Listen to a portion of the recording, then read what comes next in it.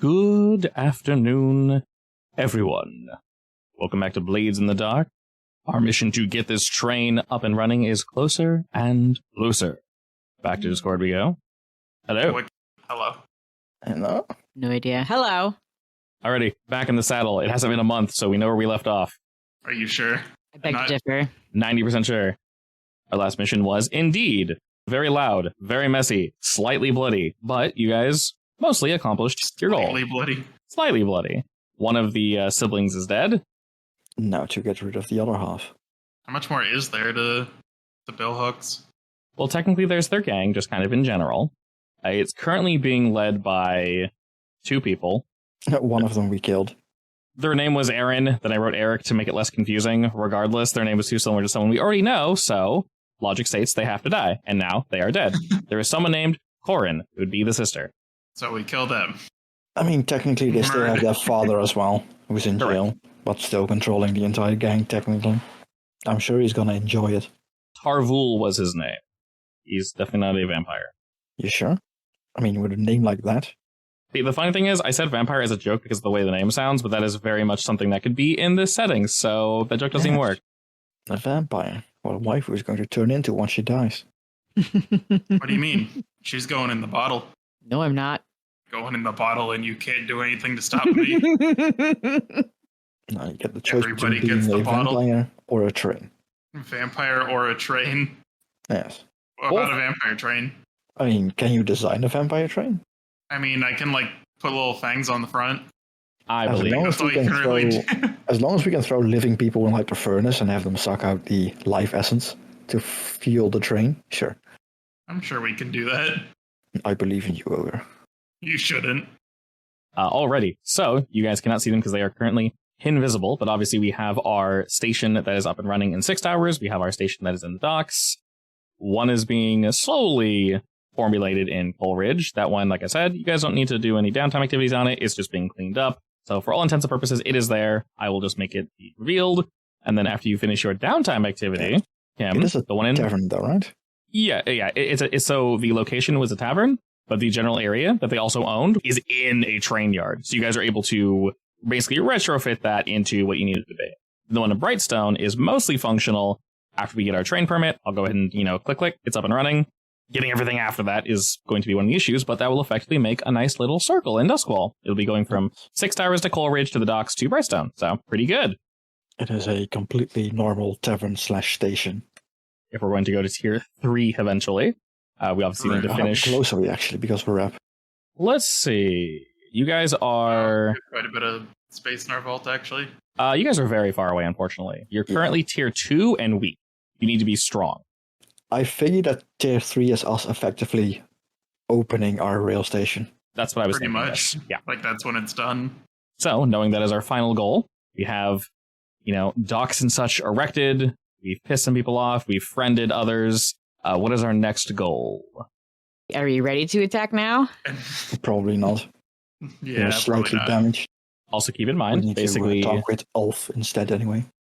if you guys wish to speak with Ulf, that is definitely an option. We can take up a mission from him, try to get, their cause, maybe just speak with him, whatever y'all want to do. Sure. We are, of course, speaking with him in our tavern, Yeah, actually, probably. which specifically does not have a sign which forbids people from Skold. Skovlanders from entering. Partially because, Kim is also a Skovlander. That would be very odd, yes. I hate my own people. I'm sorry, Kim, you weren't allowed in here. What do you mean? I own it. Let me direct your attention back to Coleridge. Let's add a little cute something. So we have the whole map here. Where would you guys like your tavern train station to be located? I'll go ahead and put a pin on the map for you. Probably somewhere near these trains. Black Brick Road at the end looks like a Black Rock Road. Yeah, this is literally old railroad. Yeah. Yeah. I mean, this entire area has it's plenty of trains. a lot of As words well as there. the area downstairs in the Ironworks. Right here would make sense. I second either of those. Alrighty, nice. All right, we'll plop down our little tavern station there. And once again, I asked too much of you. Y'all have a name for it? Oh no. Probably You not. could not ask me this on True. 4 hours of sleep. I will say it has to be chicken-based. True. But we can think up a nice name for it. And which one you basically send out an invite to Mr. Ulf Ironborn to say, hey, we'd like to speak with you. Is that basically what's going down? Pretty much. I guess Kim is doing the talking, right? Because she's also a Scoundrel. I'll handle it. I'll just look weird in the corner like I usually do. I'm tending the bar. So we'll say y'all invite good old Ulf Ironborn. Now, enough time has passed that we're able to clean away the blood and all the viscera and such, and whatever ghostly presence were ailing. Shoo, shoo, shoo. Away with you. Initially, you weren't entirely sure, for a multitude of reasons. Busy, not sure if he wants to take you guys seriously or not, but word traveled fairly quick as to your deeds. After they saw that, no bullshit. You guys officially own this location now. And violence has indeed gone down in Coleridge. They appreciate that. And they do agree to meet. Ulf comes, not by himself, of course. He brings a few men. They're not really for chatting, but they're here all the same. We all know why they're here. What is the mood of this tavern? I feel like it's probably a little hectic since it's still growing. It's still being worked on, yeah. Yeah. Okay. Well, what's the, what's the tone we're looking for? I don't think it would be classy. At least not extremely classy. I'm not sure why I picked classy as the first one. I think we'd have Imagine my- sections. You gotta split the people up based on their wealth. We've got a classy like section, we've got a low-born- rowdy section. Trying to be classy. So, like, we do have music. Actually, is there radio in Duskfall? Does that exist? Is that a thing? Yeah, I would think so. I would say yes, but they're hard to get access on to. Maybe we need to get a mission to go get one then. Acquire an asset roll. Maybe we have one laying around in our hideout. Technically, you guys can do anything outside the mission. I would just count it as a flashback, realistically, and just say, X number of stress per whatever the thing is, and then we just do the roll. When you say radio, are you looking for just like news, music? Like, well, what's the purpose of it? It can be like pirate radio with some random bullshit in the background. That's fine. Pirate radio. Yes. Effectively. Okay, we can definitely do that. Really shit radio. Yeah, I mean, as long as music is being played, I'm fine with it. Yeah, of course. That and our standards are, respectable, we'll say. Even if it ends up being tuned in on like a mildly cultist radio show where like a random bullshit that's said, and like Ogre attentively listens like, yes, that's true. I like to imagine you guys are like, oh, this is a good station. And then, sorry to pick on you, Ogre, but you switch it to pure static and you're just like enthralled. You can hear beyond. True. Ogre starts like dancing to the static. I love it. Okay, so I believe acquire asset roll is tier and then +1 because we have the pack rat. Yes. We'll go ahead and throw this down. Who's acquiring this, by the way? Oh, it'll be 1 stress, by the way. Just 1. I have none, so I can do it. Yeah, Ogre the Tinkerer. Yeah, you're like the Tinkerer stuff like. Oh, do I make it? You could. Like Sure. we get like a broken one and I have to fix it. Yeah. Yes! So, I mean, I'm not sure if we can work together on that part because like I can find it and you can fix it. Yeah. I love the idea of you like finding parts and putting it together, and then Desmond talking to people and finding ways to get the parts you're missing. I very much like that. So we're gonna go ahead and roll to see the quality of this bad boy. Oh, good. Oh, good. I love static. It's a work in progress. I believe that's essentially supposed to give us a tier down in terms of a radio. So you guys are tier 2, it'll basically be a tier 1 radio. So not great. It barely functions. You're more than willing to throw money at it to make it jump up a tier. Eventually, yeah. Yeah. We'll say maybe it has a really bad habit of while you're enjoying something, it changes. So maybe it's like it knows. Every like 15 minutes, I have to get away from the bar to hit it. Yeah, exactly. And sometimes it like you're maybe afraid it might hit back sometimes, but It keeps like skipping. Yeah, exactly. Or like right before you hit it stops, you're like, what? Okay, where'd you find these parts? Probably some random trash cans or something. Like it was just broken electronics and stuff that people might have. Did you have to fight a rat to get it? Oh, 100%. Okay. Multiple rats? More than one, yeah. Oh god. Oh no. Ogre is farming rats. It doesn't run on batteries, it runs on a single little rat. Just don't open it, please. In a treadmill. Ignore the fact that it squeaks occasionally. Alright, so we have a radio in our tavern station. In terms of standards, most people would just be surprised you have one at all. So, perfectly acceptable. You'll set up to present yourselves, and the doors swing open. This individual walks on in, chin high, beard. Also, I say he has like 3 braids to his beard. It is fairly long and well put together. And as described before, he does have a very, let's say, savage and bold look to him. He's kind of eyeing about a very weathered face, like a large bulbous nose, and he's very stocky. He's looking about and seems pretty impressed. Like, oh, you cleaned this place up. It's kind of the look he gives. And who greets him? I will. I figure I'm probably tending tables right now since, I'm purdy. I just give him like the bartender nod. Hey! He nods back, then looks to you, Kim. Would this place be open for public currently, or is he the first customer? I want to say yes, it's open, but it's not in full operation yet. Yeah. So, like, Desmond is basically behind the bar serving drinks, but he's also installing the drink rack. Perfect. In fact, I want to say if anyone's probably come by yet, it's probably the ex-military guys, just to say hi. Potentially, yes. Excellent. We will say while the rovers are slightly, damaged and shook up from our last little tussle, some of them are defending the area where Amasio is, some of them are here, some of them are doing God knows what. Occasionally, them plus a few others, we might need to hire some more staff. Primarily I was thinking about that. Yeah, primarily because of the way we took this. There have been, I won't say attempts to take it back just yet, but there are people watching, and it's them, 100%. Like they're not trying to hide it. They haven't left any signs or anything yet, but like you'll get a group that walk by and they kind of just like stare menacingly from the door. Whenever they do, I just smile back widely. Yeah. And then they kind of just walk off. Wolf gives you a nod as well, Kim. Says, nice place you put together here. Thanks. You came faster than I was expecting. Well, I had to come to see if the rumors were true. Looks like they are. Depends which rumors. Now, he kind of gives you a smirk at that. Well, what's the business for today? We have food back there, I assume. Yeah, what did you like? We have chicken, and some... Oh, mushrooms. Mushrooms and seaweed. Chicken, mushrooms, and seaweed. Well, his eyebrows raise at chicken. Very, okay. Motions to say, yeah, sure, just cook some chicken up. I'm not sure I've had that in quite some time. Desmond, give us your best. Sure. Want anything to drink with that? This is coming off of your pay, by the way. That's fine. I'll take your finest beer. I'm gonna size him up and go like, I probably have some like Skovlander beer. He smiles at that, kind of scopes out the surroundings, and before you're able to bring him to a table, he sort of picks one, ensuring that his chair is facing the entrance. He takes a seat, his back is to the wall, then he kind of motions for you to sit down, Kim. I will.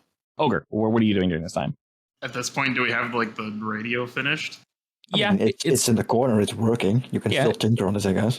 Definitely functioning. I am probably just trying to mess with it. Yeah, I was about to say, are you easily irritated that it's not functioning properly? Yes. Then yes. Like, he's not irritated that it doesn't work. He's irritated that he doesn't hear static constantly. No, that's not how it's supposed to work. I'm tinkering with it to try and fix it, but also I'm just like vibing to what is probably static. Wolf sees that from across the room and I love it. Looks around you and sees that you guys do indeed have a radio. So first he's going to go, what is that man doing? Oh, just kind of the look that he doesn't really say anything, Kim, but he nods to you like, all right, cool. You guys clearly have your connections. And while you guys are waiting for the food and drink, he just motions to you and says, all right, well, let's get straight to business. Planning on taking out the second leader of the Billhooks? Yeah. Yes, the Billhooks. Why can't I remember their name? Billhooks. Yeah. Billhooks. You should not expect me to remember anything right now. He smirks at that. Aye, I heard. What pushed you to do this precisely? Why here? Personally, I don't like them. But we are also in the process of creating a train system, and this was our next target. The eyebrows raise at that. Go on. The Billhooks are obviously a problem. They need to be removed. Aye. And I heard word that you're looking for some territory. I am. We're willing to offer you their holdings, excluding this one, of course, if you assist us in taking rid of the second half. That could definitely be something that we arrange.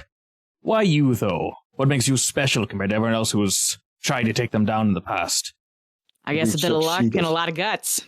You did succeed, yes. Twice. Well, what are your plans exactly to take out their second place of butchering? Corin, I believe, is in charge of that area. Have we got any intel on them yet? That would just be gather information. If you want to do gather information roll now, we can. And then just kind of see what we can see. Yeah, let's do like a generic and then maybe ask him if he's got any input. Sure. We'll roll that bad boy up. Okay, cool. This means you guys can ask questions and I can elucidate, but not too much. So what do you want to know that you want to share with him? How did they react to the death of Aaron? Eric? Yeah, sorry, I renamed him Eric while you guys were murdering him. He's dead now, though, so who cares? Like, what is their reaction? Did they end up going, yes, he's dead, we're gonna take over now? Did they go like, oh fuck, he died, we should be careful, someone has doubts for us? Both of those. A lot of them, obviously, still sided with Aaron Erickson. They weren't necessarily there at the time. So when he died, they're like, shit, we have to go to Corin. They don't completely disagree with her, but a lot of them struggle to get back to her, get back in her good graces. And in general, her core group, was very much like, oh shit. The core group that would still be kind of, I'd say, floating about and also in the prison kind of responded the same way of like, oh, someone finally made a move. All right.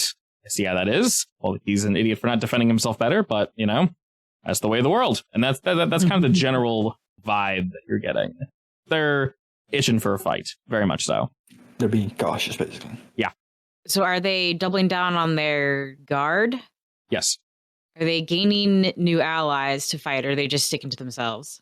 From what you can tell, they might be trying to reach out, because they do have some folk, for various reasons, they work with. It needs to happen quickly, basically. Do we just want to go in hard like we did the first one?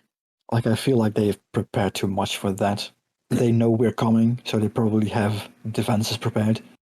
I will go ahead and back to Ulf. We've been monitoring the situation. I'll admit we're not entirely sure how to handle this one. We were hoping that you being native to this general area, at least more native than we are, might have more ideas on how to handle the second one. A few things come to mind. We have our ways of getting information and knowing where our targets are. We just need the force to bring it to bear. In terms of planning, what else have y'all done that I may have heard of? Oh, God. Well, Sell yourselves to me. Let me look at my notes. surely you remember that not too long ago these two parties were one party. Indeed. And you never bothered asking yourself what broke them up? They were always having issues with each other. I assumed they just fought enough. But not straight up war against each other, was it then? Not necessarily, no. You had a hand in that? We did. I assume the food's ready by now? Definitely ready. All right, excellent. He doesn't wait at all. He's just picking the chicken. It's effectively just barbecue chicken or something. Yeah. He's just tearing into it.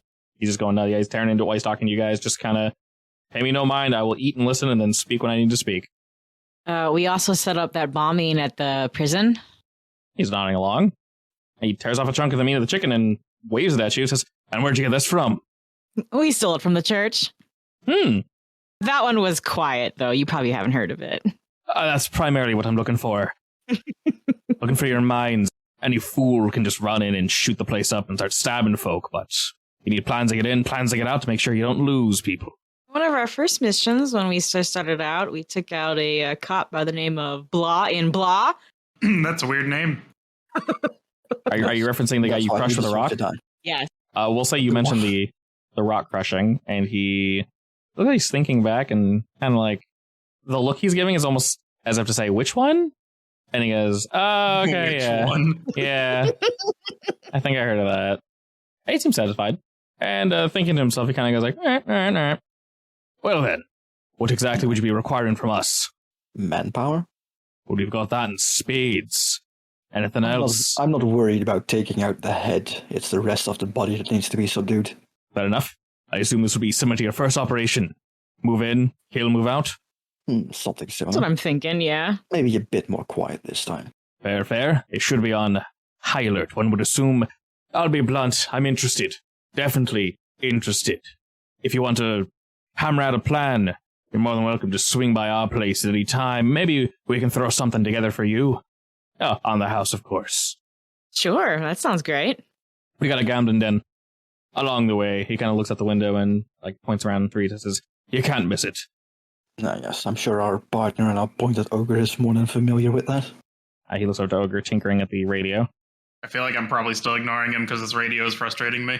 That's fair enough, and he has a nice giggle at that as you're kind of like banging on it and trying to get the damn thing to work. Knows exactly who you are. There's like a big portrait of you on the hallway. Do not let this man enter. Oh, no. If the night is slow, please let him enter. He makes shit weird, and you like that. Oh. And what? This new turf, you're just giving it to us?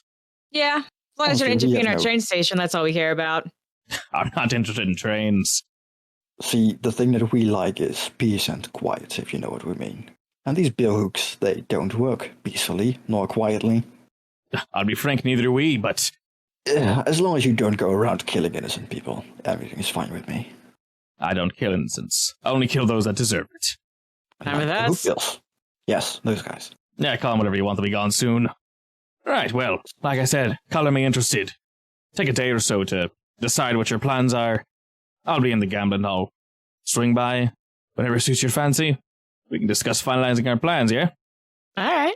He takes another really big bite of the chicken, and the bone cracks a bit in his teeth, and he kind of like... Oh, God. Pulls that out and slams on the table, just cleans that sucker up, and he gives you a nod, Desmond, to say, good food, good food. He downs the rest of the beer, slams it on the table, stands, and offers you a very greasy handshake, Kim. I'll take it. Firmly shakes your hand. If you ever want more of that, ask for the special menu. He turns and smiles to you, Desmond. Also offers you a greasy handshake. Sure. A greasy handshake. Very greasy. Did not wash his hands. Yeah, All right, gives you a nice firm squeeze and says, "I'll be doing that again in the future." And boy in the back, whatever you're doing, I look forward to seeing you again. Huh? In the back? He's talking to Ogre. He can't really tell what's going on. Oh, lucky ogre. Not called an old man. Not this time. Oh no, Alpha's true sight. Oh no. We're screwed. Is there anything else? Dragon in disguise.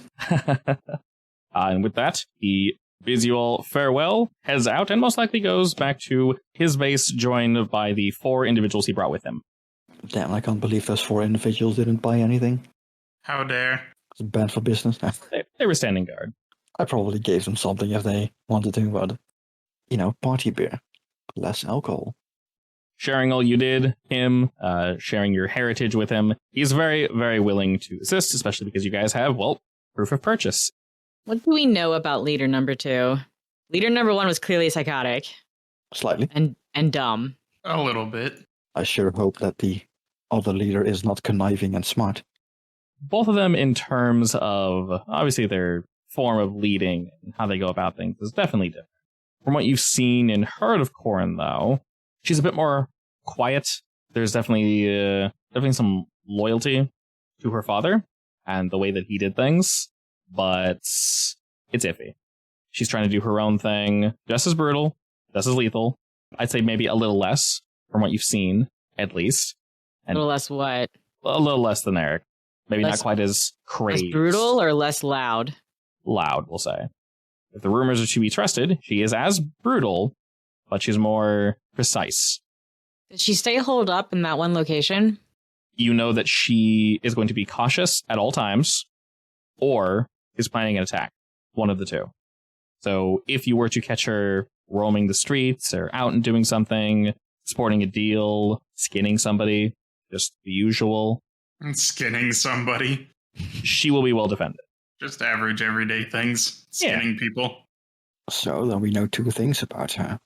She is well defended, especially when she's on the offense. Currently, you know she's focusing on defense, but there's no love lost between the 2 of them.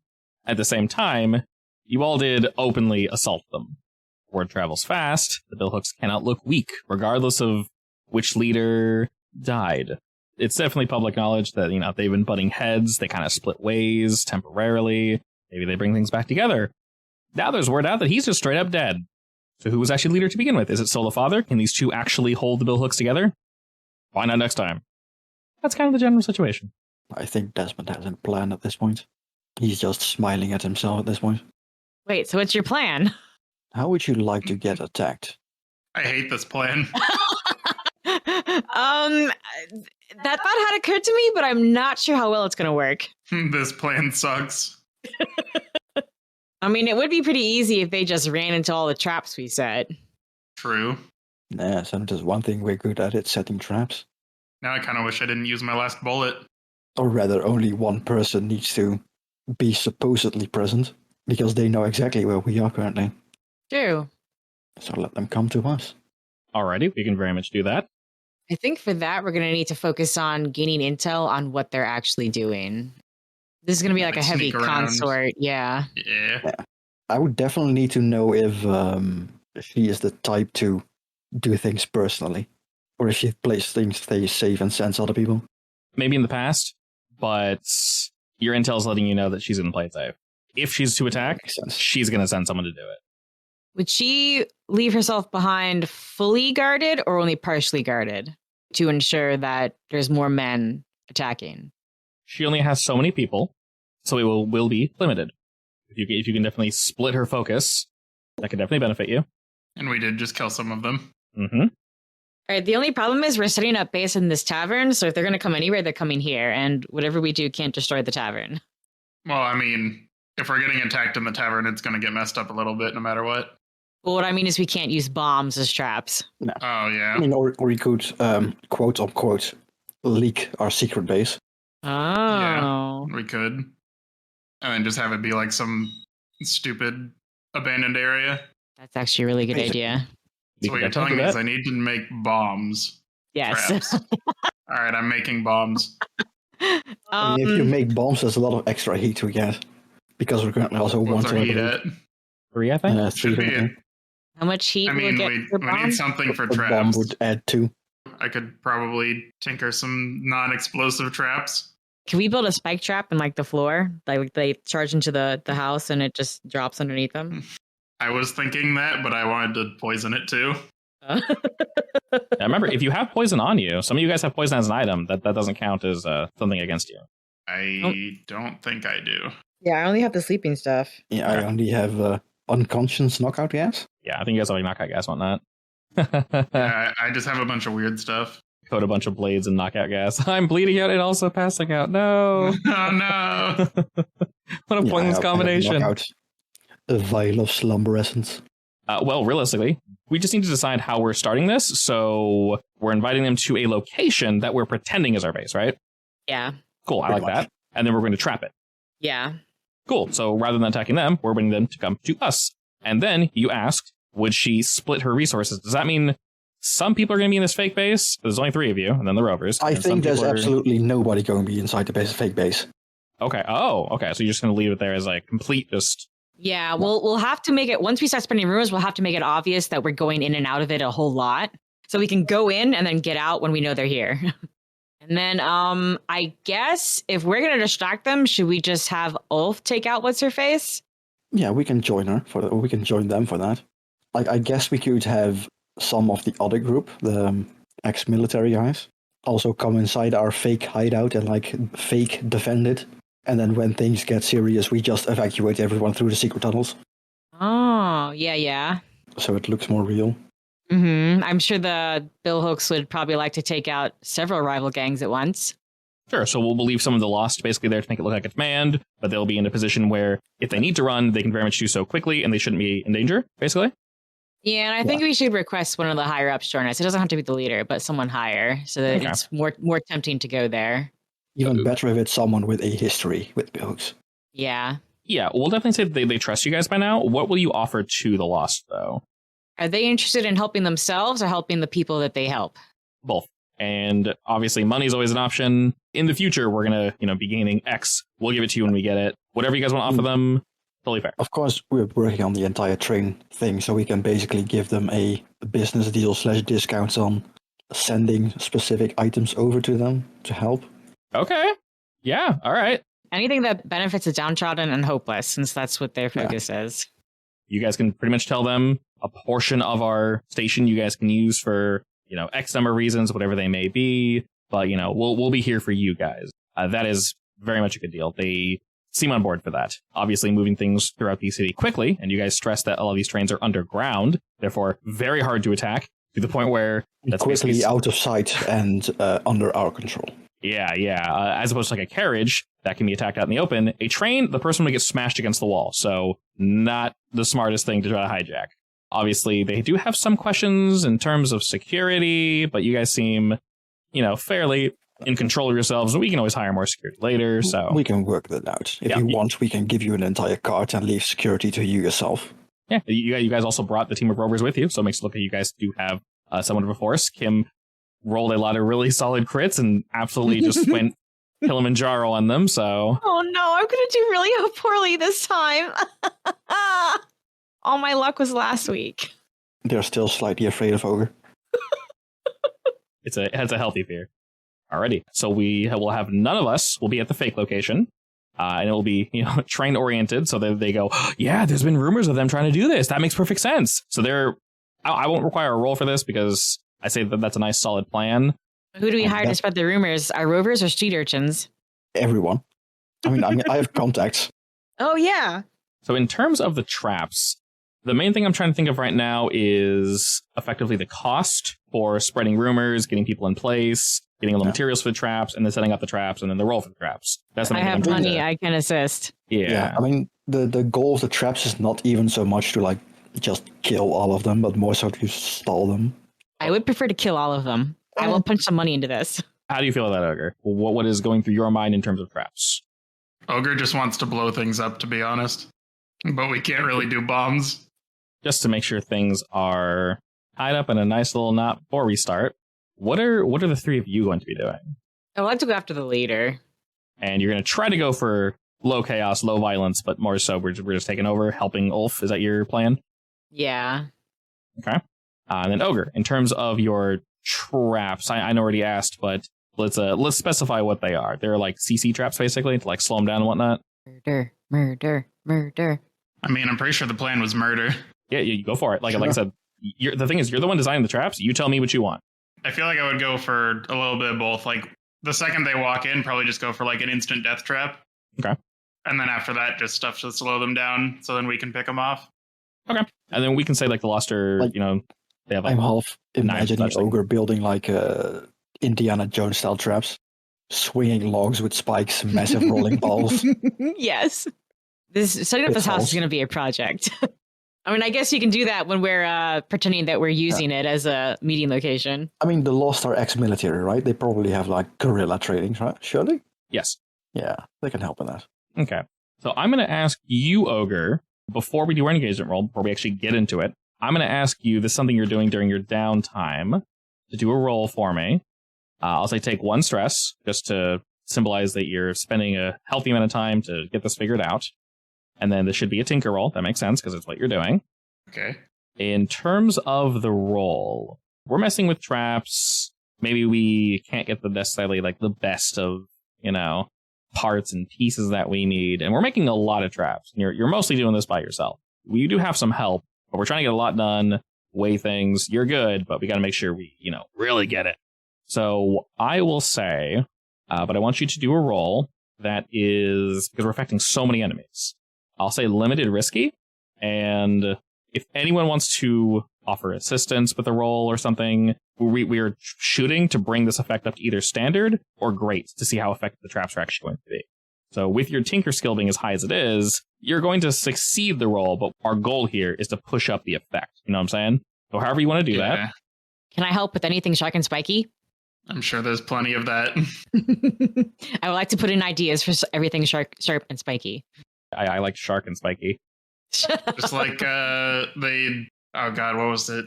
There was that the one video of basically cops or something going through an abandoned crack house or something, and you would step on the stair and just a knife would come down and just stab you in the face. Oh my god. Stuff like that. Okay, so Home Alone. Yeah. Pretty much. I need some shooting daggers from the walls too. Yeah, stuff like that. All right, so to bring this up to a standard effect, Kim, which stat would you like to roll to help him? I mean, if I'm going to do the intricate taps, would finesse work? Yes, I agree. All right, perfect. So that will bring you up to standard risky ogre. We got a partial success. I'll ask you, Cam. I'll let you decide. We'll say while you're putting this together, it's a lot of work. There's blades and needles and large things we got to time together. It's just physically a lot of work. Even if we get Desmond and our rovers, we're doing a lot right now. We're My ideas are too intricate, and we don't have enough time. Sad face. Exactly, but we have to strike while the iron is still hot. So I will let you choose. You can either take a stress to symbolize, you working on it harder, or you can pay a gold, basically, to ensure that all the parts and everything are in working order. Can I do both? If you do both, yeah. If you take that hit, I'll bring it up to great effect. Done. Okay, sure, go for it. Okay, great effect. Yeah, great and risky. I will just push for another one. Sure. 5 dice, risky, great, I believe. Nice. Yeah, the last one, I needed it. Hell yeah, alrighty. With your guys' combined effort, money spent, stress spent, the two of you were able to make this absolutely wonderful Rube Goldberg machine of death. It is funny where it needs to be. It's efficient where it needs to be. To your knowledge, nothing should break down when the enemy comes in here. This effectively means that when the enemy does come to this fake base, there should be no complications, and there should be no backup. The ones that go there are going to go there. They will not have time to turn around. And, more importantly, they shouldn't be able to escape and hurt the lost. So you know that your allies should be safe. Excellent. All right, with that being nice and situated, good job, Ogre. The three of you have to decide, essentially, how we're starting. I would expect we're probably going in a little cold, right? We are bringing a lot of people. That is the only problem. It's Ulf, his forces, the three of you. That's a good number of folk. I would say his clock probably symbolizes like his 4 most trained. Probably won't go straight for the throat. We're going to listen individuals. It's kind of hard to sneak 8 folk in, but we don't need to worry about that. We just need to worry about the avenue of attack. So if the primary goal is to get into the basement, because we think that's where she is, I won't tell you where she is, but you can venture to guess. She's trying, so she's trying to be safe. There is a second floor, a first floor, and then a basement. So if you guys want to guess basement, we can say whatever approach we go for. We'll get us there as quickly as possible. Do we know if the basement has a escape route? Honestly, this location, no. I would say she's just in a safe room. There is no escape. If you corner her, from your blueprints that you've gathered, Desmond, you know if she's cornered, she'll have nowhere to go. All right, in that case, I think we need to move fast. So the intent is basically through the first floor, rush to the basement, and then get the job done? Yeah. In through the window, basically. Cool. All right, we can very much do that. So we'll go ahead and do our roll. This is the one where we do +1s and -1s for general goods and bads. It starts at 1. So for goods, we mentioned it like 5 times. We have the blueprints. That's 1. Go ahead and feel free to mention what we have, and we'll go pluses. I'll mention the minuses, and then we can start. Weaving the web. +1 to engagement rolls. Yeah, I don't know. Fair enough. You guys do have Ulf and his forces, so I'll give you +1 there. You guys have divided her forces because you sent them off, so I'll give you +1 there. That leaves us at 5 currently, and I will say because she is expecting someone to attack, that's definitely down to a 4. All right, sounds good. We're rolling 4 die for the engagement. We're trying to sneak through a window silently. Hey, look, we do it. Okay, that means we start off in a controlled position. I will say, despite their best efforts to remain locked up tight, this window is actually unlocked, and your group should be able to sneak through it, should you wish to do so. This window in particular, we'll say it leads to like a storage room that is next to the kitchen. So it's one of those small ones that's basically like up and above, but it's big enough that you guys can fit through it. It's How wide. do I fit inside? Right. You're wide, so it's a wide window. So we just kind of flatten you a bit. We grease you up. Yeah, we slide you through. Desmond did like the thing where, something slightly too congealed slips out of a tube. Ew. No. Basically I hate just all of that. what's it called? The cranberry in a can? No. No. It's that sound. Cranberry jam. No. Yep. So this window is high up, which is probably why they didn't think to lock it. Like I mentioned, it's relatively wide, lets in a decent amount of light, and you guys can fit. Takes a little bit of wiggling. Because we start off in a controlled position, that means we don't make any sound whilst descending. Desmond, Kim, and Ogre, you guys kind of timed their patrols, and maybe one of Ulf's forces kind of distracted one of the guys that was on guard with something really stupid and trivial. And because of that, they weren't able to turn this corner as quickly as they needed to. Therefore, you guys got in through the window, unseen. One of his dudes goes like, oh, okay, I'm done. He kind of just runs off, and then security keeps going around. Windows closed. We are in. Looking around, as I mentioned, you guys are in it's half storage, half food. It's a relatively large room. At the end are swing doors. Want to just go straight down, I guess? Yeah, straight down. Yeah, just go down as fast as we can. Peeping through the porthole in this door, you see that there is one individual grabbing something out of their food storage. He's kind of like wiping something off, and he takes out his knife, kind of cuts off some mold, it looks like, and then he takes a bite. It looks a little too hard. And he kind of thinks about it for a second, takes another bite, and kind of shrugs, and then walks out, and the kitchen seems to be empty. Then what, we just missed him? We've entered at a time when they're not cooking anything or anyone. Follow him? As you swing the doors open, you are met with their kitchen. It smells very strongly of blood. There are various jagged cutting utensils that line the walls. Some are kind of haphazardly put away in various locations.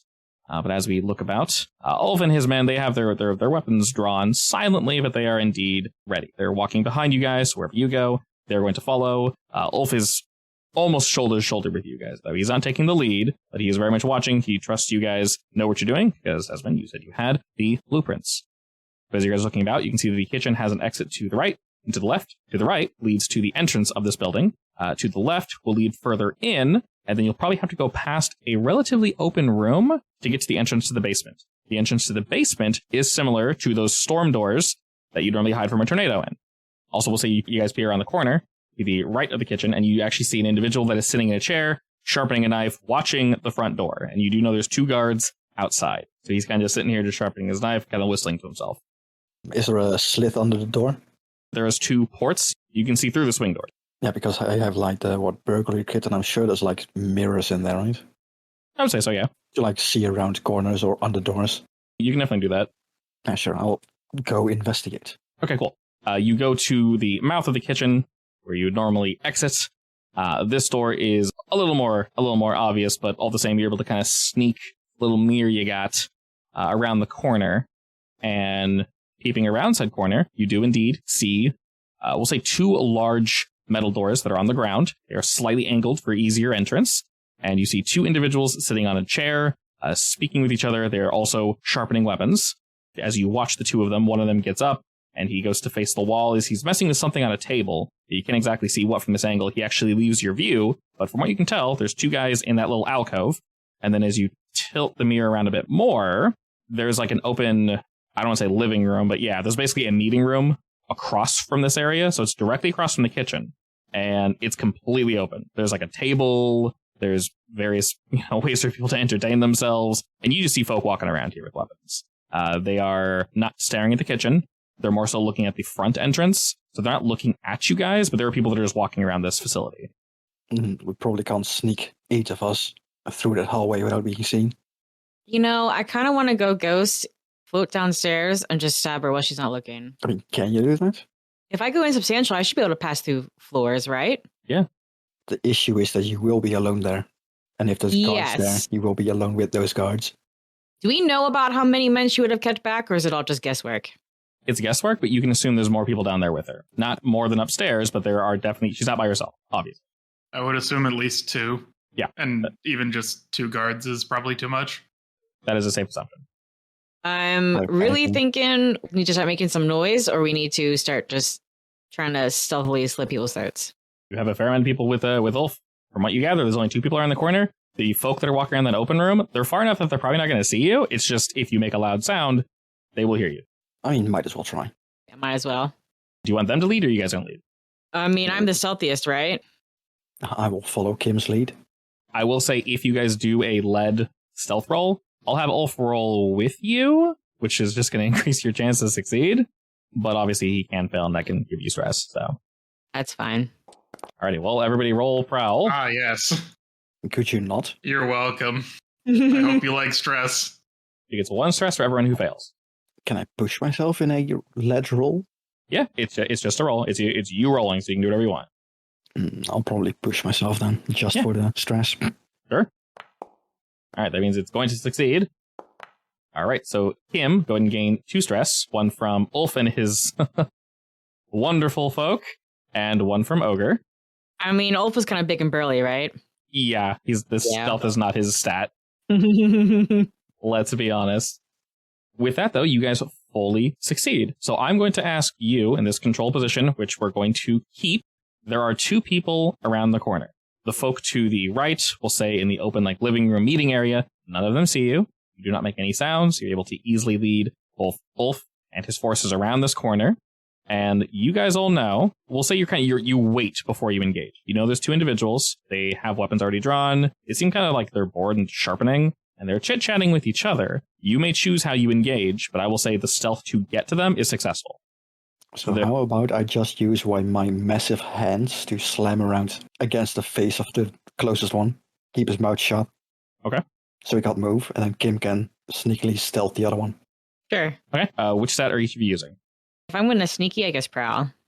I want to say wreck, but at the same time that sounds so Loud. It is definitely loud, but if you successfully wreck this guy's face, he's not saying anything. But technically does work. It might slam, his face into the wall, which might go bonk. Indeed. Realistically, what you're doing is you're rushing him, you're covering his mouth with your hand, and then grabbing the back of his head to kind of like clamp him shut. His hands will be free, obviously, but he won't be able to say anything. That is a very aggressive thing. If anything, I'll make sure that like Olaf's crew is on standby so they can slit the throat of the guy that I'm holding back. Yeah, so like I said, if you want them to follow you and like follow through, that's what they're here to do. All right, so you're going to go for a prowl, Kim? Yeah. That should still be controlled standard. And Desmond, which stat do you want to go for? I guess wreck. Can I say that the Ulf guys are effectively assisting me, or is that? They very much can. I did mention there's two individuals before you roll.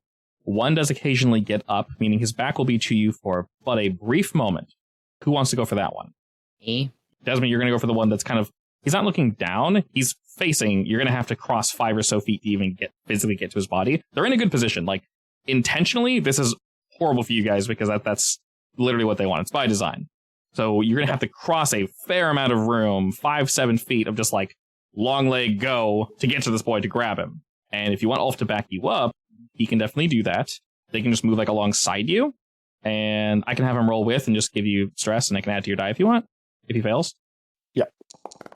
Hopefully he fails a wreck. Hey, there we go. Nope, he helps. Okay, cool. So that's actually going to be a partial success. So this is indeed controlled. The only downside to failing a controlled roll, we'll say this. As Desmond and we'll say one of Ulf's guys jumping with you. Maybe some streams are crossed for but a moment. You're both big, bulky guys.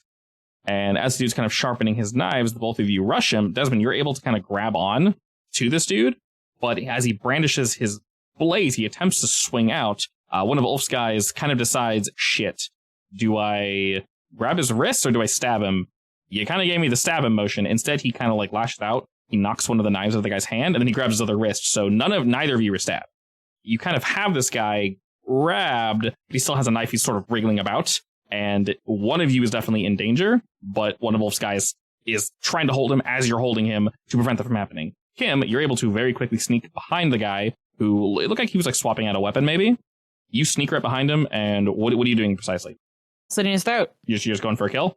Yep. All right, you go for a quick kill. You're able to very slowly lower him down. He makes no sound, but as you turn, you see that both Desmond and one of Ulf's guys has someone who is wriggling. They still have a rather large knife in their hand. I hesitate to call it a knife.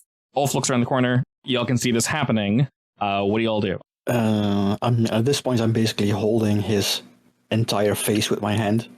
Can I like slip behind him to get a better grip on him and like immobilize him entirely? Think yes. Like martial arts style-ish. Definitely, yeah. What would you like to roll for that? You do it in a way that Finesse? exposes his chest? Sure. Finesse, I guess. That would make sense. You're already in position. Behind him. Yeah, you're already in position. Are you helping with that, Kim, or? I would like to dash forward and stick him in the heart. Right between them ribs. All right, so you're going to go in to kind of get stabby. Are we helping? Are we giving him a die? Is this a group? Is this a group project? What are we doing? If he's holding and I'm stabbing, can that be a group project? Very much so, yes. I'll lead and you can, sure. All right. With this guy held, it's not a great position, so that's definitely risky. We have a couple people involved here to help. Ulf looks like he's kind of moving into like, all right, clearly this is the time to move. He motions to his guys to kind of get to the door and start looking at it. As they're very quietly moving on in, you start to kind of whip behind him, motioning to Kim, get him. Kim, you brandish your blades. This will be finesse for both of you. Standard risky, just right down the middle. All right, cool. No failures. We just do it. So, Desmond, gripping this guy's head, you flip around him real quick, and his blade, like, drags against your shirt and just barely cuts it. It, like, gets caught on the ittiest bittiest of fibers and gives it a nice little, like, nick, but he was real close to getting you there. Fortunately, you're able to move quick enough, and him being distracted looking at Desmond, you move in and just stick this guy right in the chest with your knife. You're able to twist it, Desmond holding his head tightly, ensuring that no sounds get out. But once again, complete silence, second man taken down. With this positioning of the room, you guys are actually able to pull him off to the side. If you wish, there'll be no one in the room, obviously, but you can move him off to the side so there's not a dead guy just sitting in a chair. The last thing he is before he dies is, that was cotton. Would it be better for us to leave them in the chair, maybe like they fell asleep on duty? It's up to you. Put him in the fridge. So there's blood out. You slit a guy's throat. There's blood all over the table. So that's But I mean, if we face their backs towards the door, right. So this is an opening with a corner. You can literally hide their bodies around the corner. You can face them away from the opening. Fully up to you.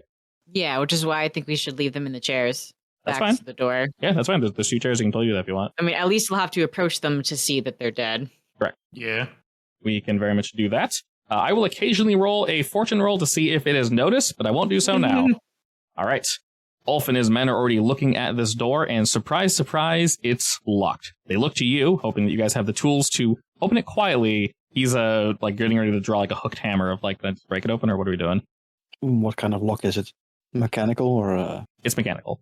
Okay, I take out my lock picking tools, I guess. Okay. He sees your lock picking tools. He puts his away.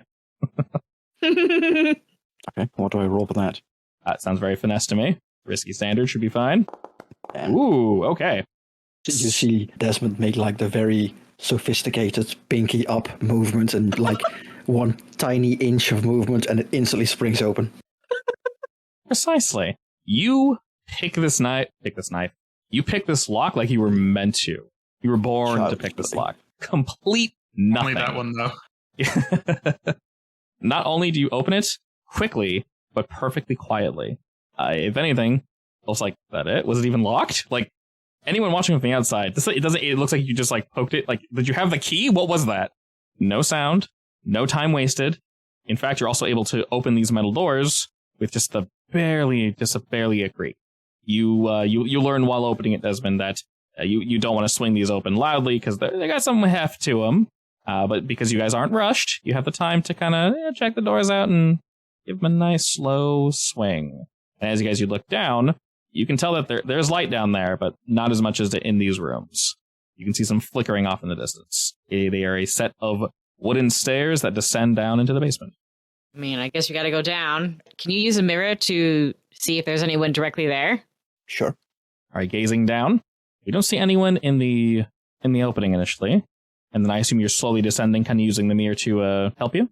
Making sure the stair don't creak. Taking our time because we can. I mean, if it doesn't creak for Desmond, it's not going to creak for anyone. Precisely. Angling the mirror bits, and it looks as if this first room doesn't have anyone in it, weirdly enough, but surprising no one, there's a door. In fact, this room is quite small. Door locked? Are you guys descending all the way to go look at it? Yeah. At this point, I need to be careful because of the weirdly quiet room. He's too paranoid to trust quiet rooms. As your group descends, completely silent, nothing is heard. And while you do notice there's no one down here, you see a door up ahead of you, as metal, very similar to the one prior. We can assume it is locked, although there is no lock hanging on it that we can see at least. To the right and the left of this door, you see 2, I'd say relatively ancient-looking dummies that are adorned with 1 pair of armor each. One is wielding a spear, and one is wielding a sword and shield. What are the chances that there are ghosts inhabiting them? I don't know. You're the ghost expert. Dare I speak? Is it possible that ghosts are completely loyal to someone? Like that first house with the security system activated? It definitely depends on the situation. Some of them are more so tech that are driven to function this way, and then others are potentially loyal. All right, if I activate my ghost voice without saying anything, can I sense ghosts, or do I have to start speaking and wait for a response? How is it phrased exactly? You know the secret method to interact with a ghost or demon as if it were a normal human, regardless how wild or feral it appears. I gain potency when communicating with supernatural. Okay. All that basically means is if you were to talk to something supernatural, you're set, effectively. That is... Ogre! Do you sense a ghost in there? I don't know, maybe. I know I'm reckless, but this has got me paranoid. Hey, that's my job. There's a ghost in there. I'm not going in there. I mean, just sense it out then. Fine. No, I mean, like a ghost in the... It's 2 suits of armor, right? Correct. Yeah. I mean, regardless of if there is a ghost or not, Desmond is still going to stall for time at this point. Fair. So what, just roll a tune? Yes, if you're basically trying to reach out and sense what the hell's going on. Ghosty Okay. boy. Oh, never mind. Alrighty. Upon opening yourself to the beyond, Ogre, you can tell that 100% there is a ghost presence in this room. Specifically, situated in both suits of armor. And there's something faint in the door. You can tell all 3 are linked together. So touch the door and wake the other 2 up. Probably. So what if someone were to, I don't know, become intangible and slip through the wall instead? Take a look if she's even inside there. Sure. Like, realistically, you only have to stick your head through. If Yeah, there's so I something think you for can do. this one, a quick in and out will work. Assuming that doesn't also trigger the statues. I mean, then at least we'll know they're triggered. As you slowly get closer, Kim, thinking You know about what? this... Desmond is swinging up and down between letting you do that and letting you not do that because he doesn't trust the door and the statues. Well, I'm feeling reckless. I'm going to go ghost and peek in. Okay, so you never.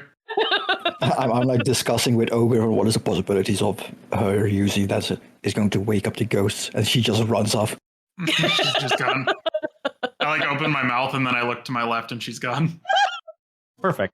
I would have given this information to Ogre that the closer you get, the more you approach it, something seems to activate. Kim, so I'm actually going to have you roll for this. You're trying to be quiet, right? Of course. Okay. So I'm going to have you roll for that. As you book off, Ulf gives the 2 of you a look of like, is that normal? Yes.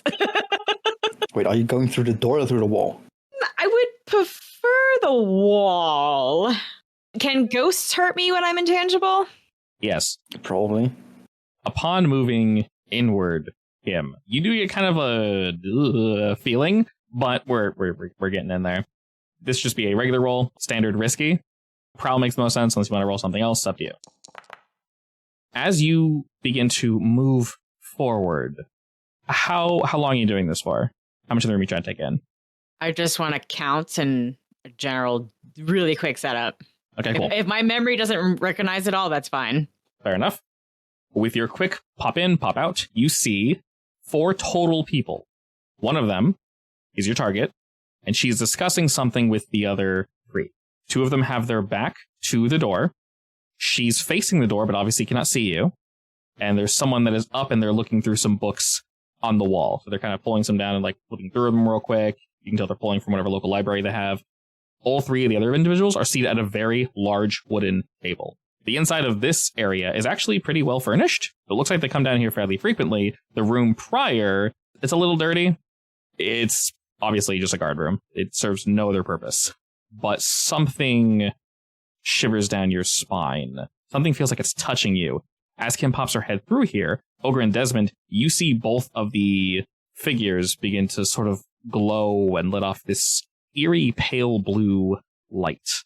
And you feel something kind of rake at you, Kim. You're able to get in all this information, but you're going to take 1 harm from something that is striking at the very core.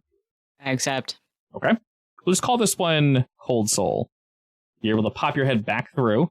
You've now gained this information, and you see both of the suits of armors are glowing a bit. You can hear micro movements as if they're kind of stretching out their joints. I'll say they're approximately 10-15 feet apart. All right, I will quickly back up and relay the info. 4 guys, lots of books. 2 right by the door. Maybe we should have brought up one after all. Yeah, Maybe 2. I think that might have been a good idea, but there were a lot of books in there. Maybe there's some we could sell. For now, we need to deal with those 2. Though. Oh. As you see this happening, what are y'all doing? Can I talk to them? Of course you can. Like I said, they are slowly becoming tangible. You don't see a ghost, but instead what you see is the suits of armor beginning to move. Ulf takes a step back. Oh, yeah, he's like, okay, weapons are out. He looks to you guys and looks to the open door that leads down to the basement, and he's looking towards Ezra and was like, should we close that? Might be for the best. What kind of lock was it, actually? Was it like a... It was basically a thick padlock. I'll give the padlock to him to, like, lock it from this side. His men run up, and completely silently, while this is happening, they very slowly close the doors. They lock it from this side, and they kind of give you guys a nod. You guys wait for a second, and don't hear anything, so they probably didn't hear you guys. Ogre, is there any chance you can interrupt whatever the hell is happening over there? I mean, I can try. Your ghost bottles ready? Can I put a suit of armor in a ghost bottle? I don't think that works. I mean, it's a ghost in a suit of armor, right? Yeah, you just pull the ghost out. And just interrupt it getting into the armor and put it in your bottle instead. You get 2 ghosts for free. True. I guess I will try to put the ghosts in the bottles. Can I talk to them to maybe throw them off? You very much can, yes. As you ready your hook, Ogre, you kind of realize that the armor is very much getting in the way. They're inhabiting the inside of this thing. So while it's probably possible, as with most ghosts, they obviously need to be weakened. You can't just yoink them away. But if you guys kind of work at it and mess with them, this is very much possible. They are just currently protected. Obviously, Kim, you can speak with them if you wish. And like I said, they're just slowly animating. Hi. Those suits of armor look kind of uncomfortable. Interesting opener. As you say that, they begin to draw their weapons and to point them at you. But as you say those suits of armor look uncomfortable, they pause for a moment, shocked that you can speak with them. They look to each other, then look back to you, and both suits of armor nod. Why are you in them, then? Weapons still pointed, they kind of move a bit, and you see some dust settle from them as they take another step forward. They're beginning to glow a bit more. Ulf's they look rusty, too. Ugh. He's keeping his distance. After a second, the speech is labored as it's trying to escape, but you hear, forced to. How? Is it the door? They're not sure how to respond to that, but you can tell from what Ogre said they're somehow linked to the door. If I break the door, will you be free? They shake their head now.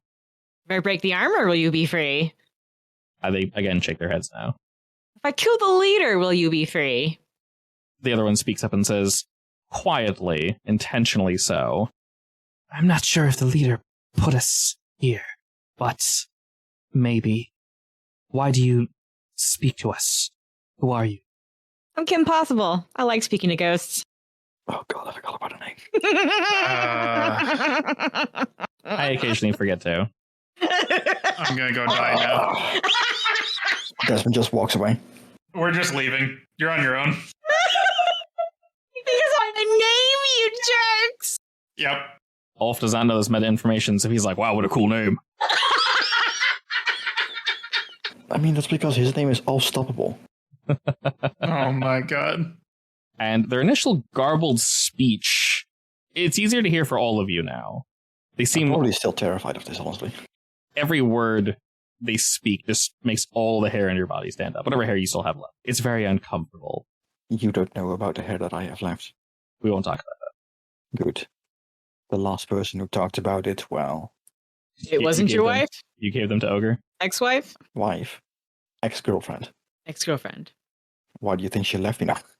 Oh, no. No, that's terrible. It's slightly easier to understand what they're saying now. And Ulf kind of gives you a look, Kim, as you were speaking to them of like, oh, okay, you guys can do interesting things. I think at this point I'm trying to persuade Ogre to drop his bottle. We might not need it after all. Keep the hook there. And looking to each of you, their voices aren't quite as grating as before. They're very tinny, echoey, like nails scratching up against a very unpleasant substance. But you can hear them now. The one with the spear just repeats and says, we were bound to these to serve. Unless you can tell me how to break you free right now, we might end up having to hurt you just a little bit in order to kill that leader behind that door.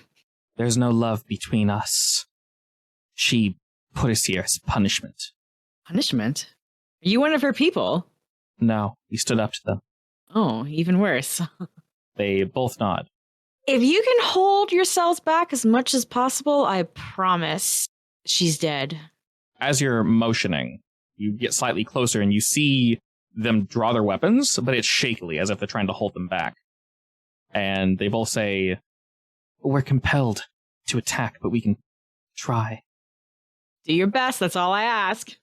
We're gonna have to make it quick. Yeah. Okay. So who brought the hammer to break down the door? Ulf seems excited to knock the door down. Away he goes. Would you have the honors, please? As you say that, the two spirits look to each other and then look to you. And you notice they are like exactly. So they've kind of taken a few steps forward and they haven't gotten any closer to each other. Every time they move, it's almost like the other one's compelled to move away from the other one. You can help us? I can try. I just have to figure out what's tying you here. It must be the armor. Something in it. I cannot escape. Neither can she. Watch me take off the head and find a blood circle right there. Don't scratch it. Me and whoever else, I would like to keep the armors at bay while Ulf starts thinging on the door. In terms of forcing the door down, it might take explosives. It is a metal door. Is there a lock on it that does make him pick? No, there's no physical lock. It's locked by the spiritual force. Hey, Ogre, what would happen if you blasted it with lightning? I don't know. You want me to try? How chonky can your lightnings get? I don't think there's like a scale to it. Yeah, it's situational. He has to roll to do it. So if he crits or something, then very chonk. Because it's just, I don't think brick withstands lightning very well, but metal certainly does. I don't think I can shoot through either of them. No, if you're trying to physically shoot through, it's physically impossible. Would lightning disrupt the connection between it and the ghosts? Yeah, if anything, that might do something, but you're not entirely sure. That would depend on how he rolls, basically. Well, I can go for it. Do we have any other options? Because regardless of what we do, they are going to find out. Yeah, they're coming for us. And there's a good chance if we use lightning on the door that, either we'll fry one of them maybe, or maybe we'll blow ourselves up. Either way is fine. Well, I guess I'm shooting lightning. I trust you, Ogre, and I'm going to stand behind the wall. You shouldn't. Yes, I'm going to tell Ulf and Kim also to stand on the staircase behind the wall, around the corner. So I don't want to take 4 stress for this. What's the devil's bargain? Regardless if you devil's bargain or not, the people inside are going to hear this. We know that. Yeah. Just the general devil's bargain. If you succeed, this doesn't happen. But anything else, it's going to make noise. More noise than usual. It's just going to be loud for the people upstairs. So I'm not going to make them automatically hear you. I'm just going to roll an extra time. For reference, I'm rolling 2d6s. And if I fail, they're going to hear. So that's still pretty good odds. I'm basically just going to roll again. Well, I'm just going to go for it with the devil's bargain. We'll see. Okay. Risky standard? Yeah. 4 once, here we go. Nice. So those inside are obviously going to hear this. Those outside are not. I'll just do my standard regular roll to see if they're going to pay attention. I'm rolling a lot of 6s for you guys. So no, they are, for some weird reason, not looking at this room. I mean, they're probably expecting us to come through the front door, right? Most likely, yeah. Jeremy didn't lock the back window like an idiot. A massive snap. So maybe Ulf and his men use their general girth to absorb the sound along with Desmond. Physical muffling. Exactly, just stand in the way. So no one is hurt from this. Apparently the doors are soundproof. The lightning does not arc off and strike anyone or the ghosts. And you don't hear a shuffling inside, but you know this was loud enough, Ogre, that there's no way they didn't hear this. Now, the lightning itself doesn't strike the door. It strikes whatever force is outside the door and washes over it. As it does, you can see that for a brief moment, this field is disrupted or disturbed. You might be able to rush in and open the door, but you know that your body's passing through this field is going to cause you harm, 100%. The ghosts themselves, they seem stunned for a moment, and you know that they're connected to this door. It looks as if, against their will, they're unable to move for whatever reason. Well, I'm just going to run through the door. Yeah. You're just going to run through as well? Yes. Yeah. I'm trusting Ogre in this instance. You shouldn't. I definitely shouldn't, but I know that, if you need me, I'll be there. Ulf and all them kind of look at you and go, okay, this is what we're doing, this is what we're doing. And we'll say just passing through will just give each of you a level 1 arm. You can obviously choose to resist it if you wish, or just, we'll add the same one that Kim had, just Cold Soul. What do I I roll feel for like that? if I resist it, I'm gonna get a trauma. You need to roll resolve to Just be resist it. resolve, yeah. It would be resolve, yes. Yeah, I do too. Any modifiers? Does Spirit Charm do anything for this? Nope, no modifiers. Your stats are your modifiers. So Yeah, fine. there you go. Okay. You take 0 stress and you take 0 harm. So you're able to entirely resist it, Desmond. Good job. I'm well insulated. You are very well insulated, yes. I'm gonna risk it. It's gonna be so bad. Oh boy, that's another trauma. Goodbye, friends. All right. That is, oh, damn, it's like dead on, too. All right. Which one do we think fits the situation? Wait. Probably reckless. Yes, actually. Kim, you roll first. I need to. If you succeed, I can, I don't know, shield ogre, I guess, with my massive frame, with my special armor. Yeah, so Kim, you can resist against it. You do have 3 points in resolve, or you'll take a level 2 harm, actually, because your 1 slots are full. I'm gonna regret this. No, you're not. You rolled a 6. All right, I you can can use my special armor on ogre, I guess. your special armor can completely negate this. So, Ogre, you can actually undo that for trauma. Trauma, Jesus. Yeah, 4 traumas, you explode. You can undo that for stress. So, as the fates have it, you guys are able to just completely avoid this. I'm going to go ahead and roll their tier against this. They don't really know what's going on, and we'll see how it affects Wolf's boys. Not bad. Okay, I'll say they're shaken, but I won't take one out of the fight. I'll say that they're going to be not useless, but they're going to be less effective in the first couple seconds of this throwdown. And They're following after us, so they're gonna be trying to focus on us anyway. So yeah, precisely. I will also say in a situation like this, if you happen to get a trauma or happen to max out, you can still act, but it's going to cost you stress every time to act, but you very much can still keep going.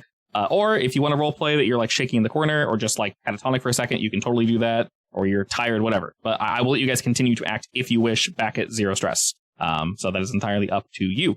As you guys push through this, Ogre, you are first. You push your hand against the door, and this like sickly cold feeling washes up your arm, but we need to get in there quick. And as you do, the door opens just like any old door. There's no resistance whatsoever, and you feel as if you push through this veil. Both of the ghost statues attempt to move, but they're rickety, and whatever you did disrupted them. So they both kind of shake in place, both, as I mentioned, approximately 15 feet across from each other. As you guys dash past them, all of you, you all push through this field. Both Desmond and Kim able to completely resist whatever harm would have been done to you. And as you do, as this lightning goes off and you instantly book through the door, Corin stands wielding something in her hands that glints in the light. The 2 bill hooks that are standing at the table also stand. The one with the book quickly puts it down, and you guys are face to face with 5 bill hooks. What do we all do? You kind of caught them by surprise. I toss some daggers. Of course you can toss some daggers. All right. How many crotches are easily aimable? Oh my. Who are you aiming at precisely? I mean, it's gonna have to be a man since they take the most damage, right? Yes, we are. I mean, it's more mental damage at that point. I feel like it's the same amount of physical damage. It's a little bit of both.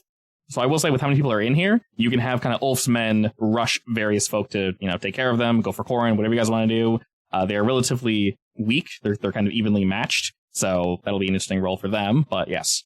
Do I have easy access to both the men who stood up at the table? Yes, I will say you do. You're throwing at both of them? Yeah. Okay. We'll go with limited risky. I'll assist you. Actually, just look big and intimidating. That'll work. I'll pick you up to give you a better line of sight. That'll throw me off. Definitely. That's fine, you do it anyway. All right. So as you huck these bad boys, the 2 that stood initially, one is struck in the leg, and the other one is just kind of barely able to block it, because maybe they've heard of the rumors of Kim, and he shoves his arm in the way of his groin because he knows that's what you're going for, and instead the knife sticks through his forearm. He winces, and, well, they're very clearly ready for combat, and quite angered at that. Sorry.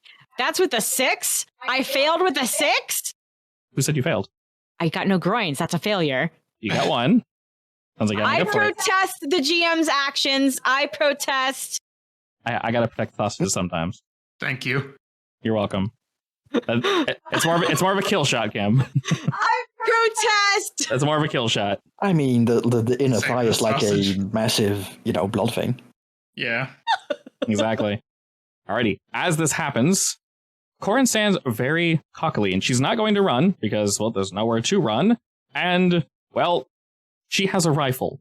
The billhook good. to the left that dropped the book, he has a small pistol. It's a little larger than yours, Desmond, but it's nothing to write home about. The other two billhooks, one got stuck in the arm. He actually drops the weapon he had, Kim. The one got stuck in the leg, howls out as he goes to grab one of the butcher's knives on the table, and surprise, surprise, everyone goes to rush you guys, looking towards Ulf and Ulf's forces. They are going to rush the guy with the gun, unless you guys want them to do something else specific. No, gun works for me. Okay. Throw yourself in front of us. Ulf's going to roll and run for that guy, and his men will also run to kind of meet up with that. Desmond and Ogre, what are you guys doing? I kind of want to just blast Corin with lightning. Do you have to stress for that? I can do it one more time without getting a trauma. Oh my god. It's fine. I'll only be at 3 if I get another one. I will run at her and try to like shock her heart or something. Oh, you're going for like melee? She's holding Yes. a rifle. You can hold the rifle. That's conducted, right? It's not all metal, so. Basically melee. I want it And to be as also- effective as possible. Okay, that's dangerous. I'll also assist him by slamming away the rifle, I guess. Is this your other free assist, or? Yes, it is. Okay. Excellent. So the two of you are going to rush in somewhat awkwardly. We'll say the two guys that came through the knives at, the two billhooks that are in front of Corin. Ogre, are you going to dive over the table to get to her? Yes. Okay. So charging up your lightning as you kind of dive over the table to get to her, Desmond, you're able to like weave around the two that are temporarily stunned because Kim stuck them. So you can run around them. Being this close, it's actually going to be a great effect, but a desperate position. What's the devil's bargain? The devil's bargain. Let's see. Stop doing this to yourself. But it's fun. It is fun. Rushing in as quickly as you are, not necessarily taking your time on this. The lightning will be wild, and it will not damage you, but some of it might jump off and hit Ulf and his men. So that'll be just tiered up with how you roll. If you completely succeed, it'll barely hurt him. If you fail, it's going to shock the shit out of them. Well, it'll be 5 dice, I believe. Yeah, that's a lot of dice, yeah. Don't say that. Never say that. Oh, no. It's not the worst thing ever. That is not the worst thing ever. I mean, But this is gonna hurt. I'm not going to down any of them, but I will say on your way there, some of the lightning arcs off from your hand. You're shocking with your hand, right? Pretty much. Okay, cool. I mean, you have your lightning dance, so yeah, you have your lightning dance. So I'm not sure where it comes from exactly. I mean, your hair looks like it could like conduct the lightning forward if you needed to, or like shoot off in different directions. While Ulf and his men charge the billhook with the pistol, he's able to kind of like get a decent aim on them while they're doing their thing. Maybe you shock one and it causes him to like sort of fall over and like pause for about a moment, and they give you a look of like, what the hell? You already shot the lightning, but they weren't expecting more of it. You're able to vault over the table, Ogre, but as she is very much ready for combat and she is gunning for you, my boy, Desmond, you run around the corner, and I will say for you specifically, you're trying to move the gun out of the way. Instead, for Desmond, you try to slap the gun out of the way. She kind of moves back a bit, and she's still able to aim it. So her positioning isn't perfect. You definitely moved in, but as she was ready for you guys and you had to clear so much room, she's able to react in time. And she's going to trade blow for blow with you, Mr. Ogre. This is going to be a 3-tier harm because she was already aiming at the rifle at you guys, and you just kind of charged her. So she's going to hit you before you get to her with your lightning. But you're going to strike her dead on the chest, like full on. This is physical harm. If you wish to resist it with prowess, you're more welcome to do so. Otherwise, it's just a tier 3 harm. Well, if it's... Oh, God. I mean, if I fail the resist, I'm basically out. If I just take it, then I'm out. Yeah. So if you take it, you're going to need help to do anything. So as long as someone's near you, you can still act. Or you need to push yourself every single time you act. If you fail, like I said, I'll let you stay in the fight. You can still do your thing. But every action you do will cost you 2 stress. Sounds like I'm getting a trauma no matter what I do. It's fine. well, at least it'll reset your stress.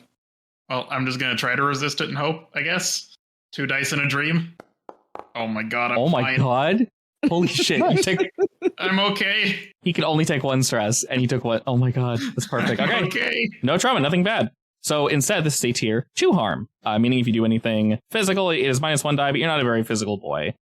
Okay, so seeing all this play out, we'll say the billhook to the left that was reading the book, he's basically like head to head with Ulf and his men. Some of his men are going to go off and kind of bug with the 2 billhooks that were in front of the table. You're basically on the table, Ogre. Where do you want to land after you shock her in the chest? I mean, I'm assuming I would just be like right in front of her. Because she Or, backed like, up. Push her back a little bit. Yeah, cool. Okay. So she backed up like, 2-3 feet to kind of dodge Desmond.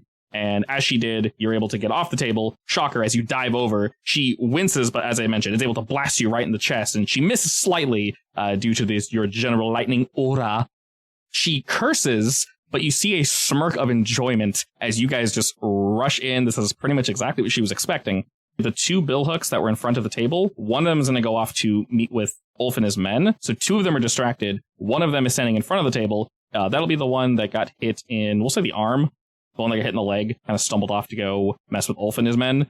Ulf just jumps on this dude, and he just like sticks him in the face instantly, tries to grab him by the shirt, and then he just slams him up against the bookcase, and they're basically like wrestling over there. So they're going at it. He goes to draw a bladed weapon, so like sticking this guy. They're dodging, they're doing their things. All of his men are just tussling with those 2 dudes, and we have Knife Guy that is now ready. He's stuck in the arm, but he's ready to fight. Corin is taking her step back, and she's kind of fiddling with the weapon as she sees you, Ogre, Desmond relatively close, and him. What are y'all doing? Well, Ogre's looking kind of crazy over there, and I'd love to give him a gun.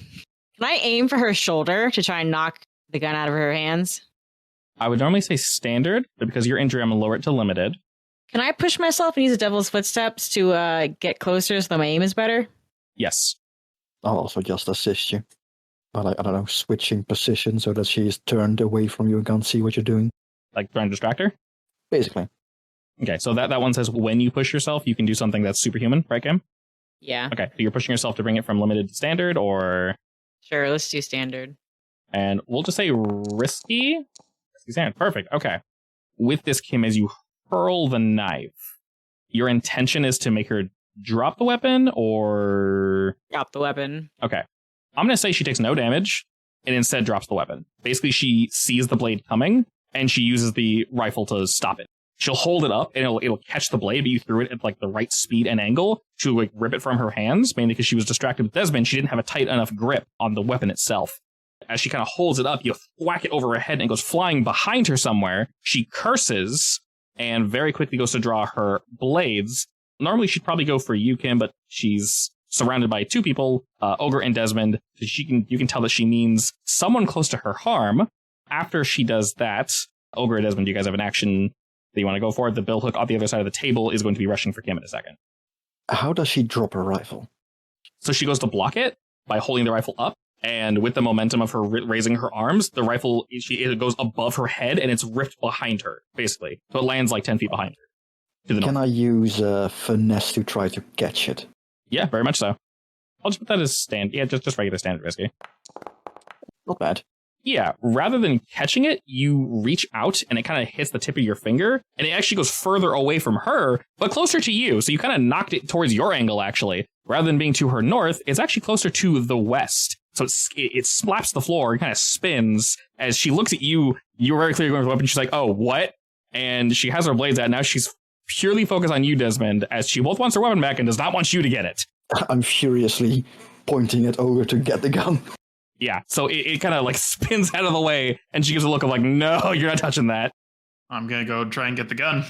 Running away from her, she means anyone near her harm. So whatever you want to roll will have to be basically to both escape her and get it. Finesse to like dodge her and then grab it. That makes sense to me. What's the devil's bargain? I'm gonna assist you. Don't devil's bargain, you idiot. God damn it. Alrighty. Just I regular. assist you. Yeah, standard risky again. I am definitely threatening her in range.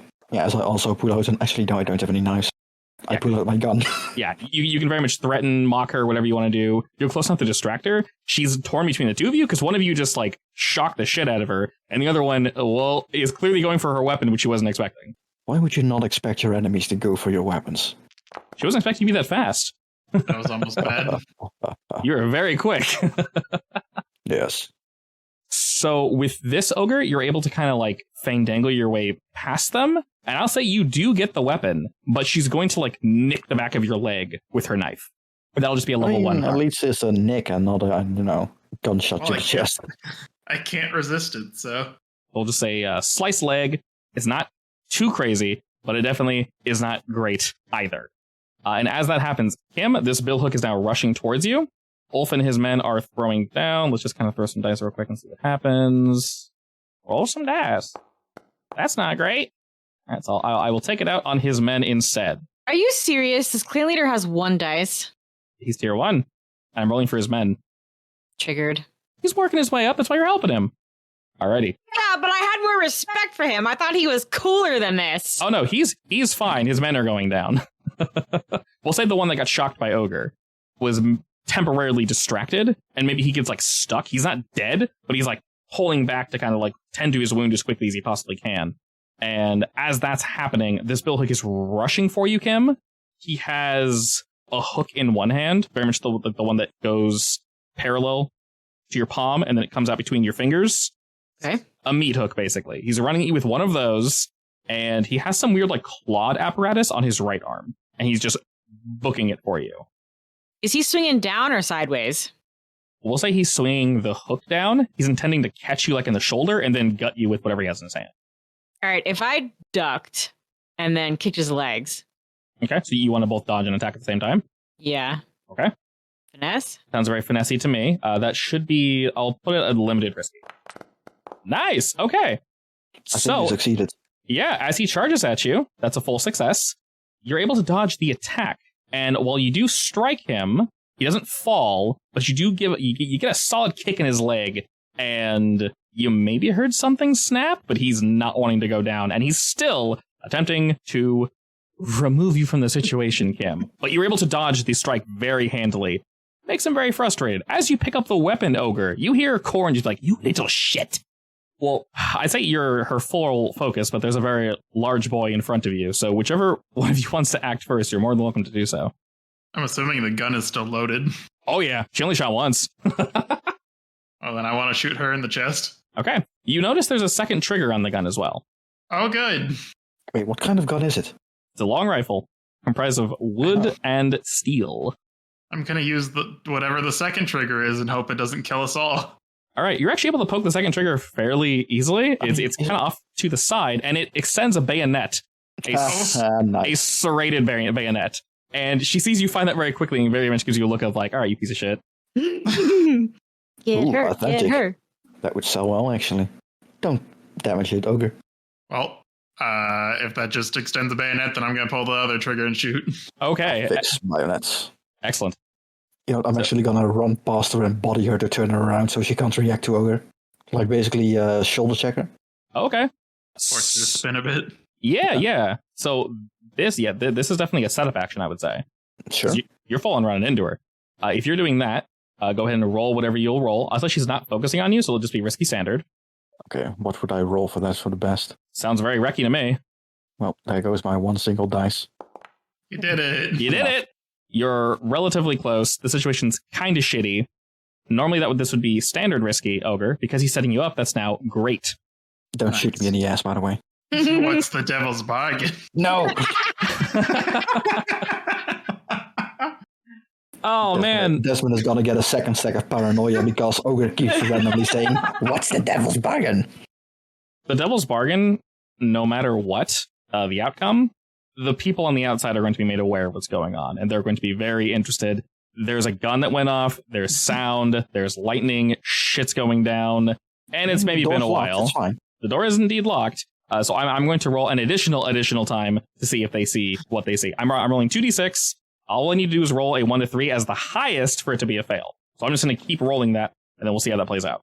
Well, Okay, he's bluffing. He already rolled and he already failed. They already know we're down here. Do it. Take it. Okay. And this is a hunt? Okay, God. excellent. Oh, boy. All right, so let me roll that real quick. Oh, man, you guys are so lucky. Holy shit. Oh, my God. I rolled a 6 and a 1, a 6 and a 1, and not great on the third one. Okay. So, God, that's hilarious. I'm going to go with reduced effect on this one. So you don't shoot Desmond, you don't shoot yourself, you don't lose the gun, you won't be taking harm. Instead of being great effect, it'll just be standard effect, which is 2 pips. Maybe she's kind of able, like, as you kind of ram into her, Desmond, neither of you are hurt from this. Instead, maybe it throws off Ogre's aim just slightly, just a little bit, and you don't hit her where you intended to, Ogre. Do you shoot her? Now we can blame me. through her forearm. So she was reacting to you, Desmond, and as she's kind of spinning, we'll say you do full on check her, but rather than her getting like knocked down, she rolls out of the way, and she ends up kind of moving behind some boxes, some crates and shit that were back here. And you can hear her breathing heavily because that bullet went straight through her forearm, and it just blasted Gore out the other side, and she's like, shit, again, then rolls around the corner. Ulf and all of them are still doing their thing. You know you have at least one more shot, Ogre, with this weapon. You're not entirely sure like how it's loaded, but you know for a fact you got one more shot with the way it feels. I'm going to roll for this boy. I still have a turn, right? Yeah, let me roll for Ulf's guys before I forget. All right, cool. So they're not going to really take any damage, and I'll add more pip to the bill hooks as they're throwing down with them. How do you respond to this, Desmond, as you kind of rammed into Corin? After that, I'm just going to shoot the bill hook next to Kim. Sure, yeah. We'll just go standard risk with that. He's not too far away, and he's distracted. Sure. What do I roll for that? That feels very hunty to me, because he's decently far. Oh, boy. If you want to move closer to him, you can do finesse. I mean, sure, as I'm moving past Corin and body checking her, I get closer to him. Yeah, definitely. Hunt is more like long range. Finesse is like, can you aim it within close range? Probably. Can I? I don't know. Can you? Partially. All right, you very much can. Maybe he hears you coming up behind him. As you draw your weapon, he's kind of limping a little bit from Kim. He turns to you and sees you draw this pistol. He kind of goes, his eyes light up like, shit. He sees that Corin has like slid behind something. Rather than like responding to you, Desmond, he pulls something out of his pocket and he slides it across the floor, this piece of metal, whatever it is, and it slides all the way to Corin. And as it does, you're able to elicit the final blow to this bill hook. As you just get him right between the eyes, he falls dead next to you, Kim, and you guys no longer need to worry about this douchebag. Grab the thing he slid? You very much may try. It's going to be, I'm going to say, limited risky. It's moving real quick. You are next to him, though. Would you like me to assist? Oh my god. Never mind. Wow. You dive whatever this thing is, Kim. Not entirely sure what it is, but if he's throwing it to his boss, clearly it's got to be worth something. Can I can't get a look at it as I'm dodging and missing? I'll tell you what it is. You dive straight onto like a metal spike and die. I need to build the tension, so you're like, oh god, what is it? What is it? What is it? Kind of want to try and shoot it. It's his mixtapes. Just so it goes the other way. You want to try to shoot it? Yeah, it's not going to be an easy shot. No, it's not. I'd say the only thing in the way, realistically, is Desmond. I would say the obvious risk is Desmond standing where he is. I might as well go for it. I mean, you're not reckless. He's about to be. God damn it. Okay. I'm getting real close. I don't want a second trauma. Stop it. Can I run over there and try to, like, stab her with the bayonet? Oh, definitely. By the time you get there, she'll have whatever this thing is, though. Can he wait until she ducks down to pick it up? Or is it going under a table or something? It's sliding past various crates and such, and it's going to arrive next to her in just a second. So basically, whatever the next thing that happens is, she's going to have it. So we'll put it this way. Ogre, if you shoot it, it's going to go across the room, and then Kim can go grab it again. If you run towards her, she'll have whatever this thing is. Screw it, I'm just going to go for the shot. You hear some shuffling about, Kim, as you kind of dive for this thing.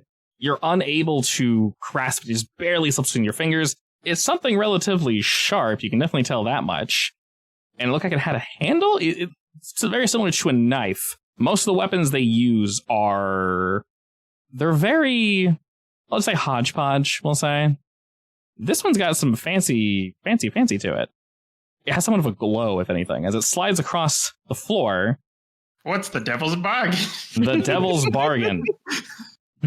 Let's see. The devil's bargain. Oh, this is fun. If you hit this thing, you don't know what it is. I know what it is. Something bad's going to happen if you hit it, but not necessarily for you. Oh, good. I will say, upon looking at it, Ogre, maybe like in the split second, you're in the zone. You activate your like whatever vision, your anime vision. I see faster than most people. I don't know. You can tell this is a spiritual item. Wait, how's that a devil's bargain? Isn't it supposed to harm us? Might potentially harm us. Depending on how this thing plays out. Well, the thing is, it's in front of both Desmond and Kim. It was also next to Corin, so we'll see how it plays out. All right. So a risky standard? I wasn't say limited, but like you're not going to take damage, so. Oh. We're more looking for the outcome. Hey! Oh my God. 161, baby. You got a 6 sandwich. Worse if it was 116. You made a 6 sandwich. Good job. I hate it. Okay. We succeeded. That's fine. amazing timing, Ogre. You blast this knife across, and I'll say you see her hand reach out from like behind the crates to grab it. Maybe Kim, as you're like on your stomach looking at her, she's smirking like, yes! And right before she nabs it, Ogre, you blast it, and then the expression on her face, Kim, quickly turns to like, are you kidding me? I will smile in return. She just like utters a curse at you. Desmond is just wide-eyed staring at Ogre. What the shit are you doing? You always hit me. You're fine. Desmond is indeed fine as the bullet goes hurling past him. Another very loud sound. Ogre, you're not sure if this gun is empty. It might have another shot. You can definitely tinker with it if you wish. As it kind of slides across the room, this knife bounces off like the back wall and kind of like and just shakes for a second. As you shot it, as the bullet struck this blade, you heard an indistinguishable crack, and this tealish light begins to emanate from this back corner. It's sort of superseding the torch that's burning just above it.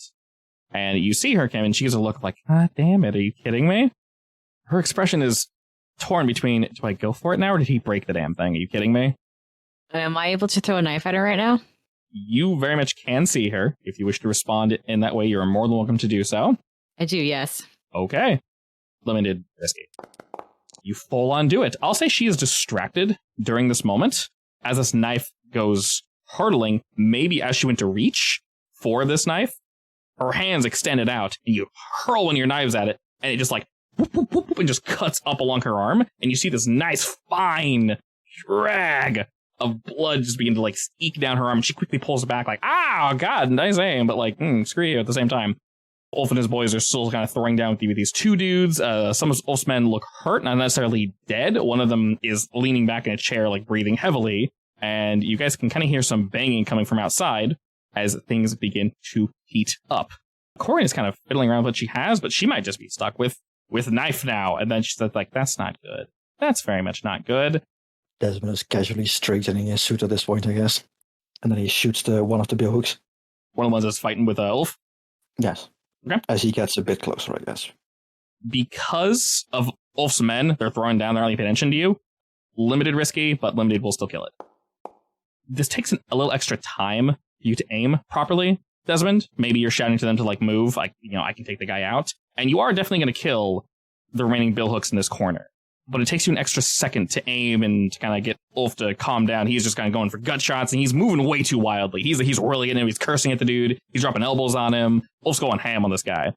While you kind of see Desmond slowly trying to aim while Ulf and his just energy is all over the place all at once. Ogre, what are you doing? You saw him just chuck a knife. I think now it's time to run at her and stab. Okay, that's perfectly fair.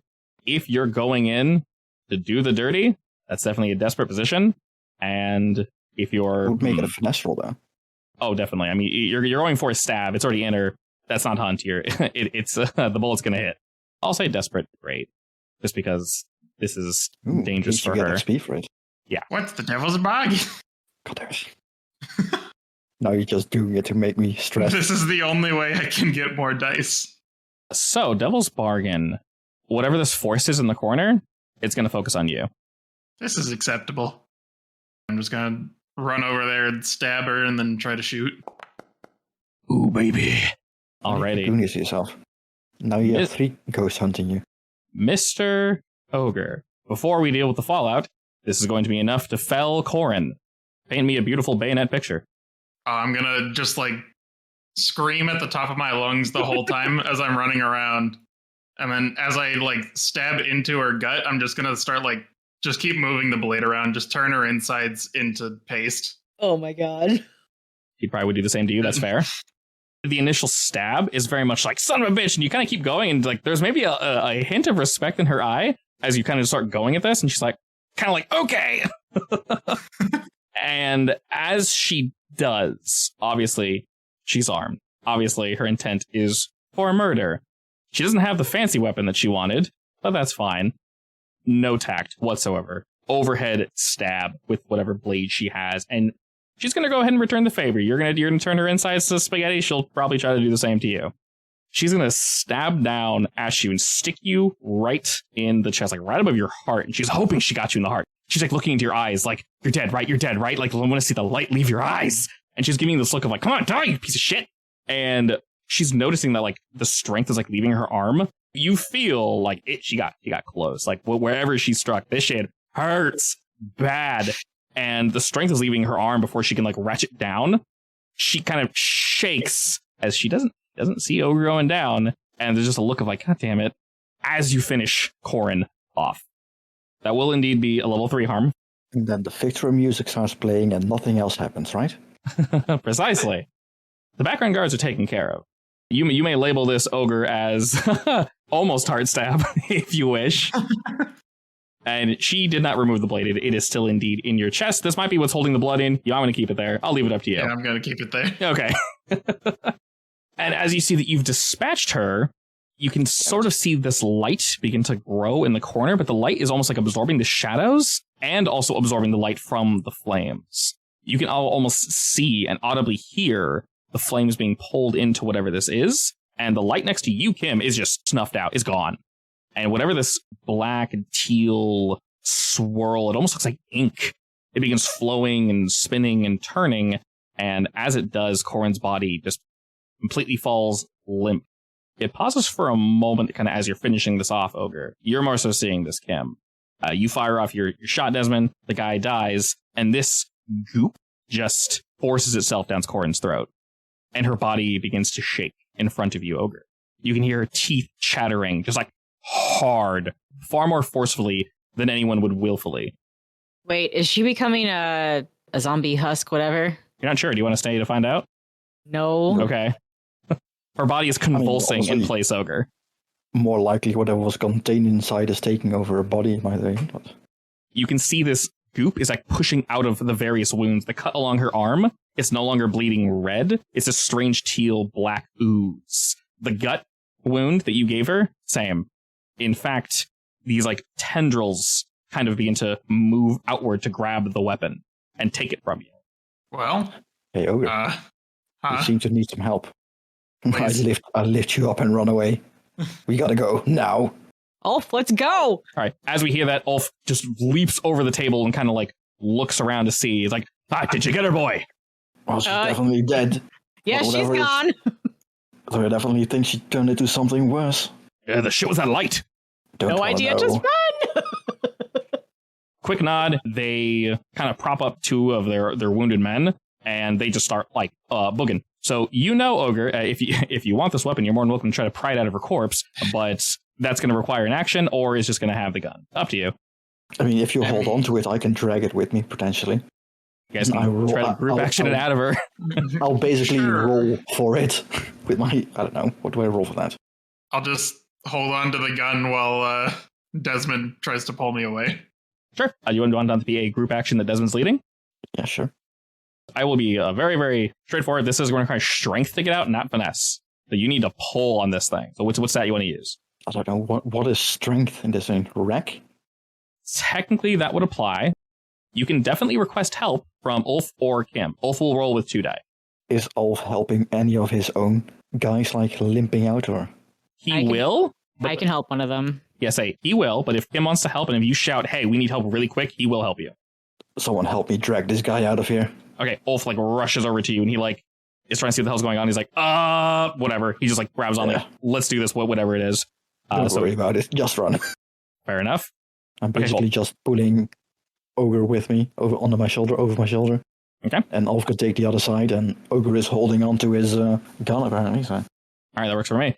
I guess we're all wrecking then. I'll add 2, and you are leading. Yes. Oh no. Good thing we're here. All right, Ogre, what you got? Do I mark a stress for my own failures?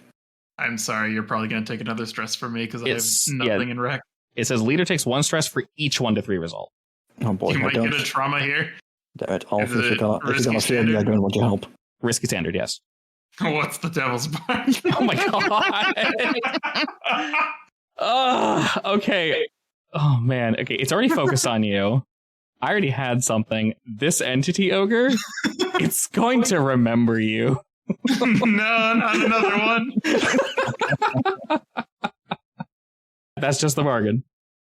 Sure, why not? Okay. At least then I'm not rolling with disadvantage. Okay.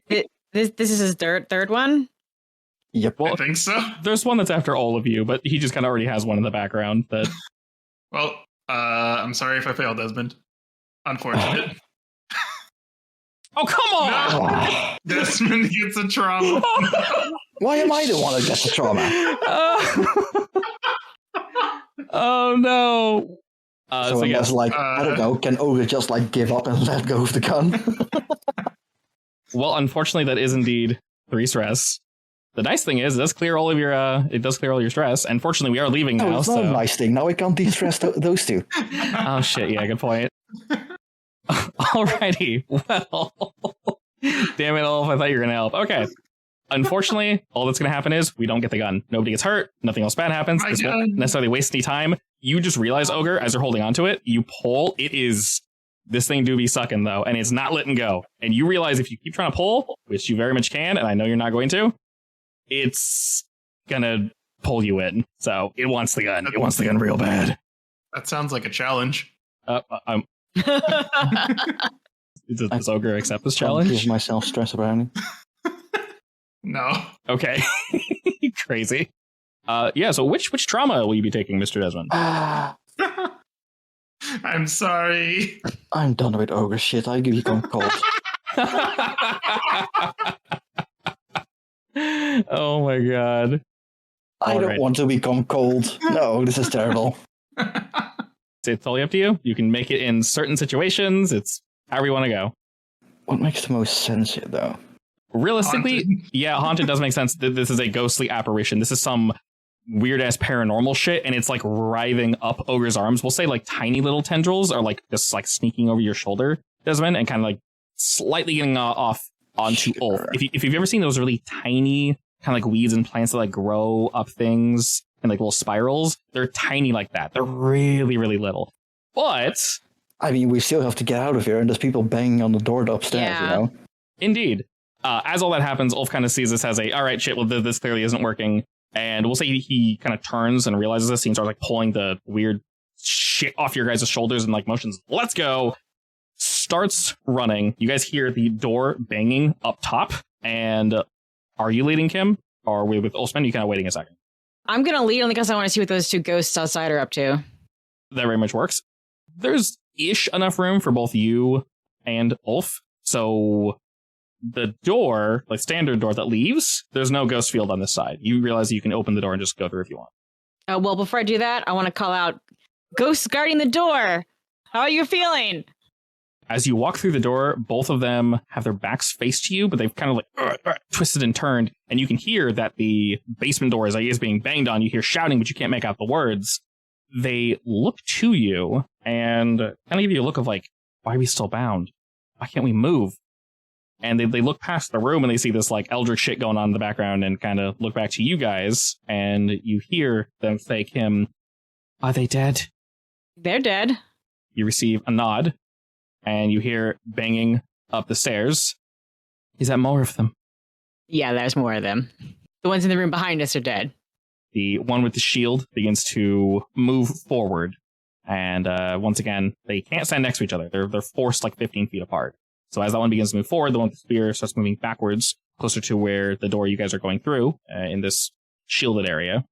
Sword and Shield starts kind of walking up the steps slowly, and you can see this, not necessarily a chain, but something is being pulled at, almost as if their essence is being dragged back, come back to the door. You can't go over there. And you can tell it very much pains them. And the one with the spear looks to you, Kim, and says, you promise you can free us, yes? It may take time, but yes. I wouldn't normally say this, but I'll trust you. Do not let me down. I nod. The suit of armor stares at you for an uncomfortably long amount of time. I'll hold their gaze. Spear turns to sword, nods, and the sword kind of bumps up against the door with their shield. And then for a second you hear the banging stops, they're kind of confused, and then they bump up against the door again, and then they kind of bang back, and you can hear confused voices this time. And sword strikes the lock. And as they do, it just bursts off. There's somewhat of a pause. You can kind of see the door opening from the outside just slightly. They kind of have to push their fingers in to start opening it. And as they do, sword not stabs, but loops her short sword into 2 of the handles and then slams the door shut as hard as she can, cutting this dude's fingers off. You hear a scream, and then she smashes into the door, knocking it upward, knocking dudes back. and just starts stabbing fools. Spear looks to you and just says, go. All right, I'll shout at everyone, run. Limping through, sword is just, these guys are screaming like, what the shit, why is it doing this? And she's like, stab 1, stab 2, stab 3. Like they're not expecting this, and like things, their weapons do nothing against you because she's a suit of armor, there's no skin. So they're trying to attack her, and then they see you guys starting to loop through. And with this, Ulf, we'll say he takes the lead. Like you know, you guys killed Corin, whatever you did, Kim, to the ghost, good job. He gives you this look of like, you guys are clearly very competent. And Ogre and Desmond are clearly in pain. My guys are hurt, but I'm still doing good. Let's do this shit. So Ulf, whatever he does, he starts knocking dudes back to the best of his ability, just like fist to the chin. He grabs a dude and throws him to another dude, and he motions for Desmond and Ogre like, let's go, let's start running now. And you guys are able to rush through here. Are you guys going through the front door? As you guys push by, you see a whole bunch of, like, there's still plenty of billhooks left. I said there's at least 5 or 6 dudes just in this one room here, but Sword is just stabbing them quickly. Down. Ulf is still kind of throwing some guys down. There's at least one of Ulf's men that's still full at fighting power. And you can see another one that kind of pushes someone to the side, and they're doing their best to clear a way for you guys. Are you guys going through the front door? Or are you going to try to find a side entrance? Nearest door, wherever it is. Front, right, side, back, I don't care. Nearest door is the front door. The dude that was sitting there, he kicked his chair out, and he's clearly in the kerfuffle in the side room. But the door is still closed, so there's probably still 2 guards on the outside. Are they going to be on the side of the door or in front of it? One to the left and to the right of the door. And Ogre wants to know what it's made of. Yeah. It's a wooden frame, and then it has like a metal reinforcement. I mean, if we all like slam into it at once, maybe we can bust it open and like knock them over and just keep running. Yeah, but on the side of the door, so ramming it isn't going to really help. Well, sorry, side. They're in front of it to the side. Like, they're right next to it. So it's going to hit them. Oh, if he breaks the frame along with it? Yeah, if you knock this thing down, it's going to hit these dudes, 100%. You know what? Let's just ram it as a group. Very much do that. Ram it as a group. Ask for Ulf's help. Are we all going to wreck it? Yeah, get myself some nice amount of stress. All right. Hopefully all 8 of them, so I get a 3rd trauma. No. I'm not helping. I will have knives prepped for the 2 guys if they don't go down. Do you want me to help? I will probably fail. Yeah, sure, go ahead. I don't mind if you fail at this point. Yes, technically, Okay. if you guys help, it only affects Desmond, and he wants the stress, so... I need 4 stress. Yeah, Otherwise, I'm not Alright, well. de-stressing either of you. Yeah, he technically wants I'm it, so... failing for you. Yeah, Never mind. If you want to... Oh, okay. Why do you do this to me? It's fine. I'm gonna fail myself anyway. What am I supposed to be rolling? Risky Stand's perfectly fine, and wreck. And if you want to push yourself, you can give yourself more dice. Or stand at +1 for the dice. Mhm. Pushing myself. That's 1 more stress for me. That's still a success. I'll better be failing. I don't want to. That's not my expertise. That's yes, fine. that's what I want. I mean, it's not mine either. He technically wants stress, so we can distress you guys. All right, fine. I'll help. It's basically a group ram. God damn it. Wow. We needed to fail this time, and only you failed. Desmond is like preparing to ram the door, and all of you just ram the door down, and he just goes, "Oh fuck this!" He's gonna walk back down to his death into the basement. No. With that, all of you are able to just like ram this door down. The 2 guys that were in the way, we'll say they're knocked to the side. If anything, they are just kind of pissed. But if you guys book it, you want to interact with them, you can just run. They're more confused than anything else. I want to toss some daggers. Okay, you're more than willing to do so while they are stunned. Give me the devil's bargain. Oh, let's see. On the way out. Oh, sure. +1 heat. Just Sure. straight up +1 heat. So some rats can see this. So I get +1 die? You get +1 die or +1 effect. It is your choice. So it's going to be limited risky. All right, limited versus standard is going to be injure versus kill, right? Correct. Desmond, if you wish to assist, that is 1 more stress for you for either 1 more die. You are literally next to and on top of these guys she's throwing knives at, so... I mean, if I get harmed by her, I also take stress. I'm fine with that. All right, I'm gonna do standard, so effect. Yeah, sure, I'll assist you. Desmond is very disjected with helping you. Excellent. Why did I even help you? You didn't need my help. There are 2 guys. You never know. So I'll let you choose, Kim. Do you wish to wound both of them, or do you wish to live up to your name and sever one of them? Oh, sever one of them. All right, this heat is well deserved. I'll go ahead and add it right now. Boop. All right, Desmond takes another 1 stress from that. Just from seeing it. Yeah. Everyone takes mental damage. Ogre gets another trauma. I know, Let's right? go. Anyone in the Twilight Triad just by default has a trauma, except for him apparently. That's trauma. yes, that's definitely a trauma. Yeah, for joining, congratulations, you get a free trauma. Frankly, because I'm doing it, I probably have a trauma. Speaking of frankly, that is now cut off. The guy is screaming, and the other one is like trying to help him. He's trying to figure out what the hell you do, and he looks at you, Kim, like, why would you do that? I'll smile and wink as I'm running away. Absolutely horrified. You should wink at him. A vision of a demon. Truly a demon. See, this is the true reason why Desmond is now haunted. It's Kim. Eldritch Horrors, Kim? Ugh. You fear for the sausage? I would. I don't blame you. Alrighty. Well, with all those shenanigans and all that nonsense, your group is indeed able to escape. Corin is now dead. The Billhooks are going to have some major issues. I will roll on something I was rolling on. Technically, you guys are going to be at war with them, with the few that survive, but that at war status is not going to affect you guys at all for this downtime. And I'll see what Ulf decides to do for next session, if that's going to affect you guys for the next one, but they are 100% out of commission for now. Confused, just having a bad time. Having the absolute worst time. Have they gone down a tier at this point as well? They're as low. Killed two of their... Tier 0. Yeah, tier-wise, they're as low as you can get. They are weak tier 1 right now. So they are at war with you guys, and they are weak tier 1. They are at the cusp of no longer existing. Good. And with that, Ulf kind of sees that we brought some heat to the area, and he doesn't want to stay for it, so he gives you guys a quick, salute. That was fun. Let's do it again. Let's do it again sometime. And he just pieces out. We'll talk later. And 3 of you are able to return. Again. Desmond pulls a train out of his pocket on the rails and jumps in it. The 3 of you are able to return back to your base without anyone chasing you or any extra harm. We'll start with Chicken, who's scavenging. All right, go ahead and think what you want to do for your downtime. Upon completion, we will receive our payoff. That will be 2 rep. Is there even a payoff? There's always payoff. So 2 rep, straight up. Because you took out a boss, I'll add an extra 1. So that should be 3 rep. In terms of coin, I think I'm just going to add the same amount I did last. I'll add 6 for now, and then maybe we can see. We'll mess around with it. Oh, speaking of, as he's running away, I said I made a promise with those ghosts. We'll talk about it later. So this is going to add 2 heat. So it was relatively contained. It did happen inside. You guys did burst your way out and leave. We are going to add 2 more just because people were killed. You guys are at war with them, and it was pretty high profile. So it doesn't bring you to the next wanted level, but it brings you very, Wasn't very, there very another close. one for the Devil's Bargain? Did you already count for that? I already counted that because I definitely would have forgotten. And then we'll go ahead and roll entanglements. Boop. Oh, that one sounds fun.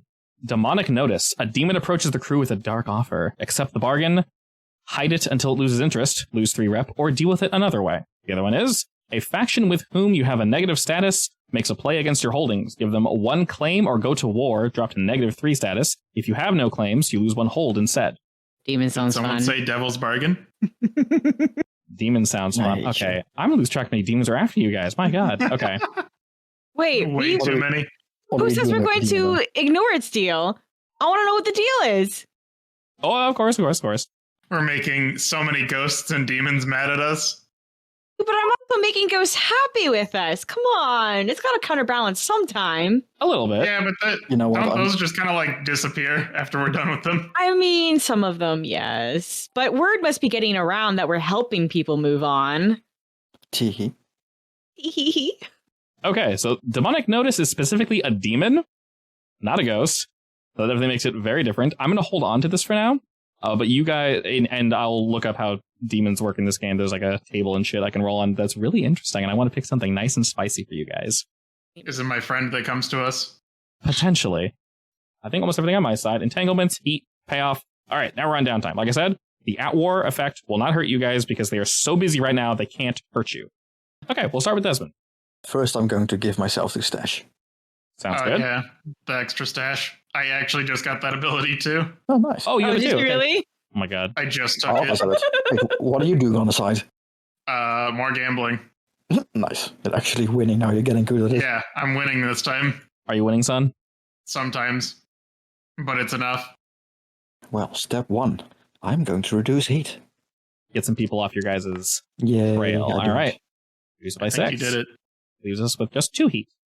All right, going with him first. Where do y'all Now head I up have to roll insight. I don't know. I usually let Kim's boyfriend pick. Might have Let's just been go to a simple old play. it's Les Miserables.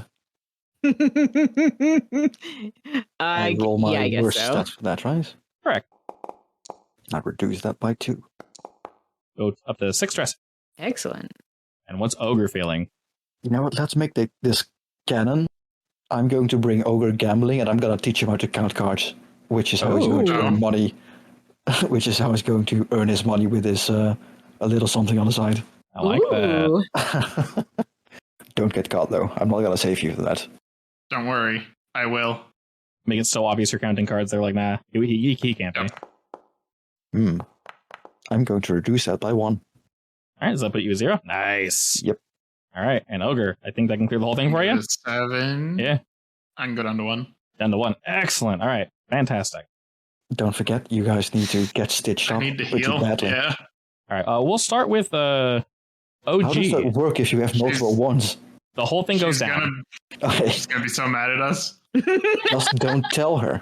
How do you choose to explain your wounds if she just told you not to get Let's Ogre? see. Almost stabbed in the heart, shot in the chest, leg is cut. I fell off a cliff. I mean, Desmond is just going to have this haunted look like ghosts. I mean, you could say you were attacked by a demon because that ghost Isn't thing. a lie, it's true. Yeah. I mean, fell off a cliff and then I was attacked by a demon. How's Kim going to heal her cold shoulder, though? Yeah, how do you heal cold souls? You talk it down. You kind of calm down. You kind of reconnect yourself with people. Oh, that means I'll just go spend time with my my boo. Yeah, basically, she'll basically recommend what you should do effectively. All right, so that is 3 segments, Ogre. If you want to pay 1 coin, it jumps up to 5 segments because you got a 6. We do have a lot of coin in the vault, so Yeah. I would say use it again once more. Plan to. Let's say 2 each. Sure. That means everything goes down 1 tier. So your slice leg goes away. Your gunshot to the chest, we'll say patch chest. And then your almost heart stab is more chest patch. Did you want to heal more Ogre or no? No, I this is should. used. Yeah. Nice. So that Oh, is that's a success. 3 more pips. Does the whole thing. So patch chest. You know what? There. All right. You just have the level 1 harm now. Excellent. Kim, same deal. Yeah. Want to pay money to do it again? Yeah, I'll pay money from the vault. That is only 2. Oh, all right, I'll pay. Yeah, okay. And that will clear both cold shoulder and stitch shoulder. You guys are coming without the holes in your bodies and just general problems, and she's very confused. And rather angry. Does anyone else need to heal? Nope. Who would like to convince Daphnia that you guys definitely didn't get into a fight? And this was definitely worth it. Desmond, because he is now haunted. Okay. And he just keeps repeating, ghost, ghost, ghost. Between my mutterings of ghost, ghost, I managed to kind of convince Daphne. Okay. I'm only going to lower it by 1. She is frustrated, but she definitely wants to trust you guys.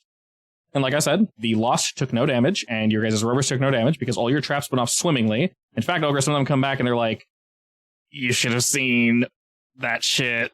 Oh my god. Like, you guys are geniuses. It worked perfectly.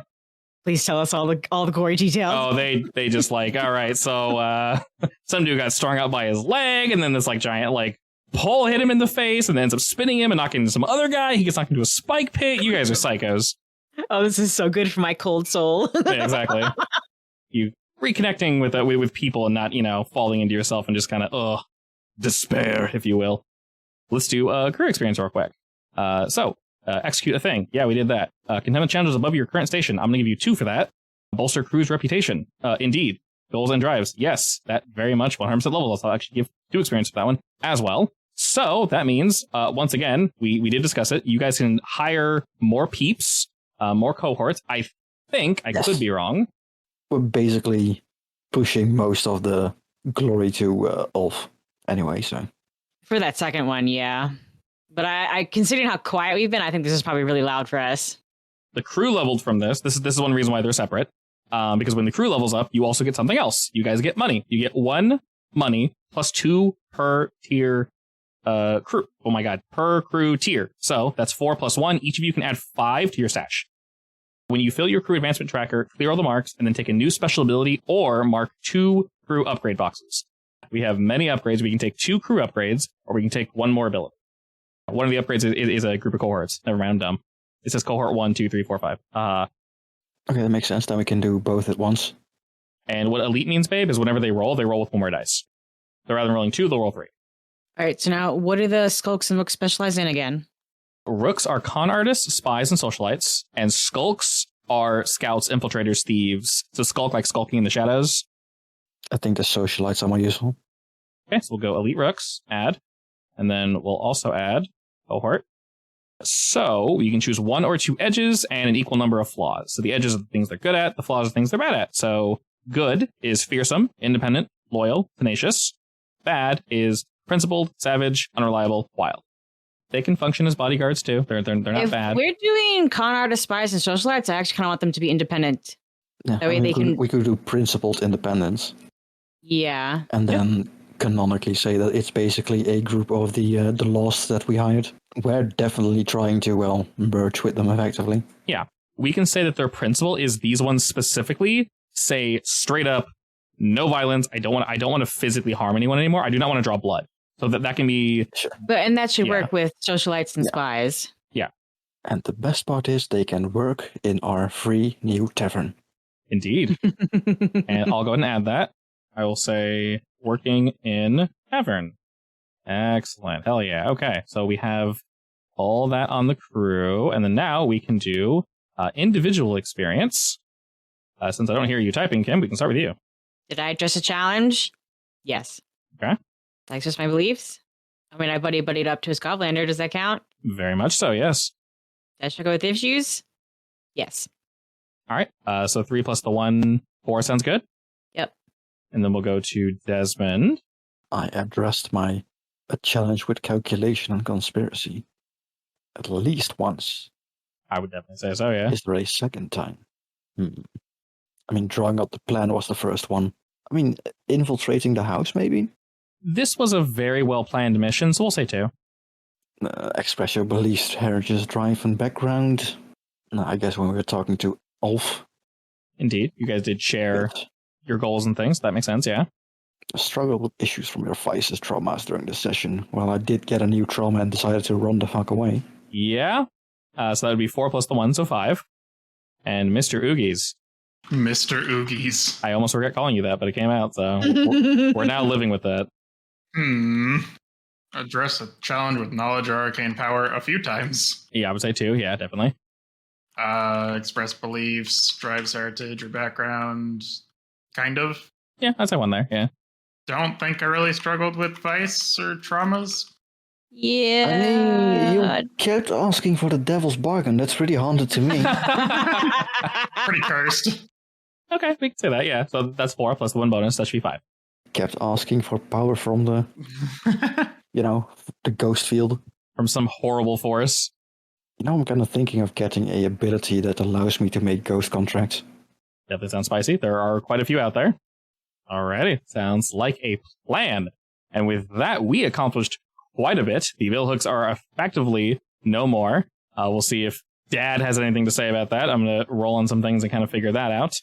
But with being one step closer, multiple steps closer actually, to our train permit, we are stepping ever, ever, ever closer to our goal. And we'll see where that brings us next week.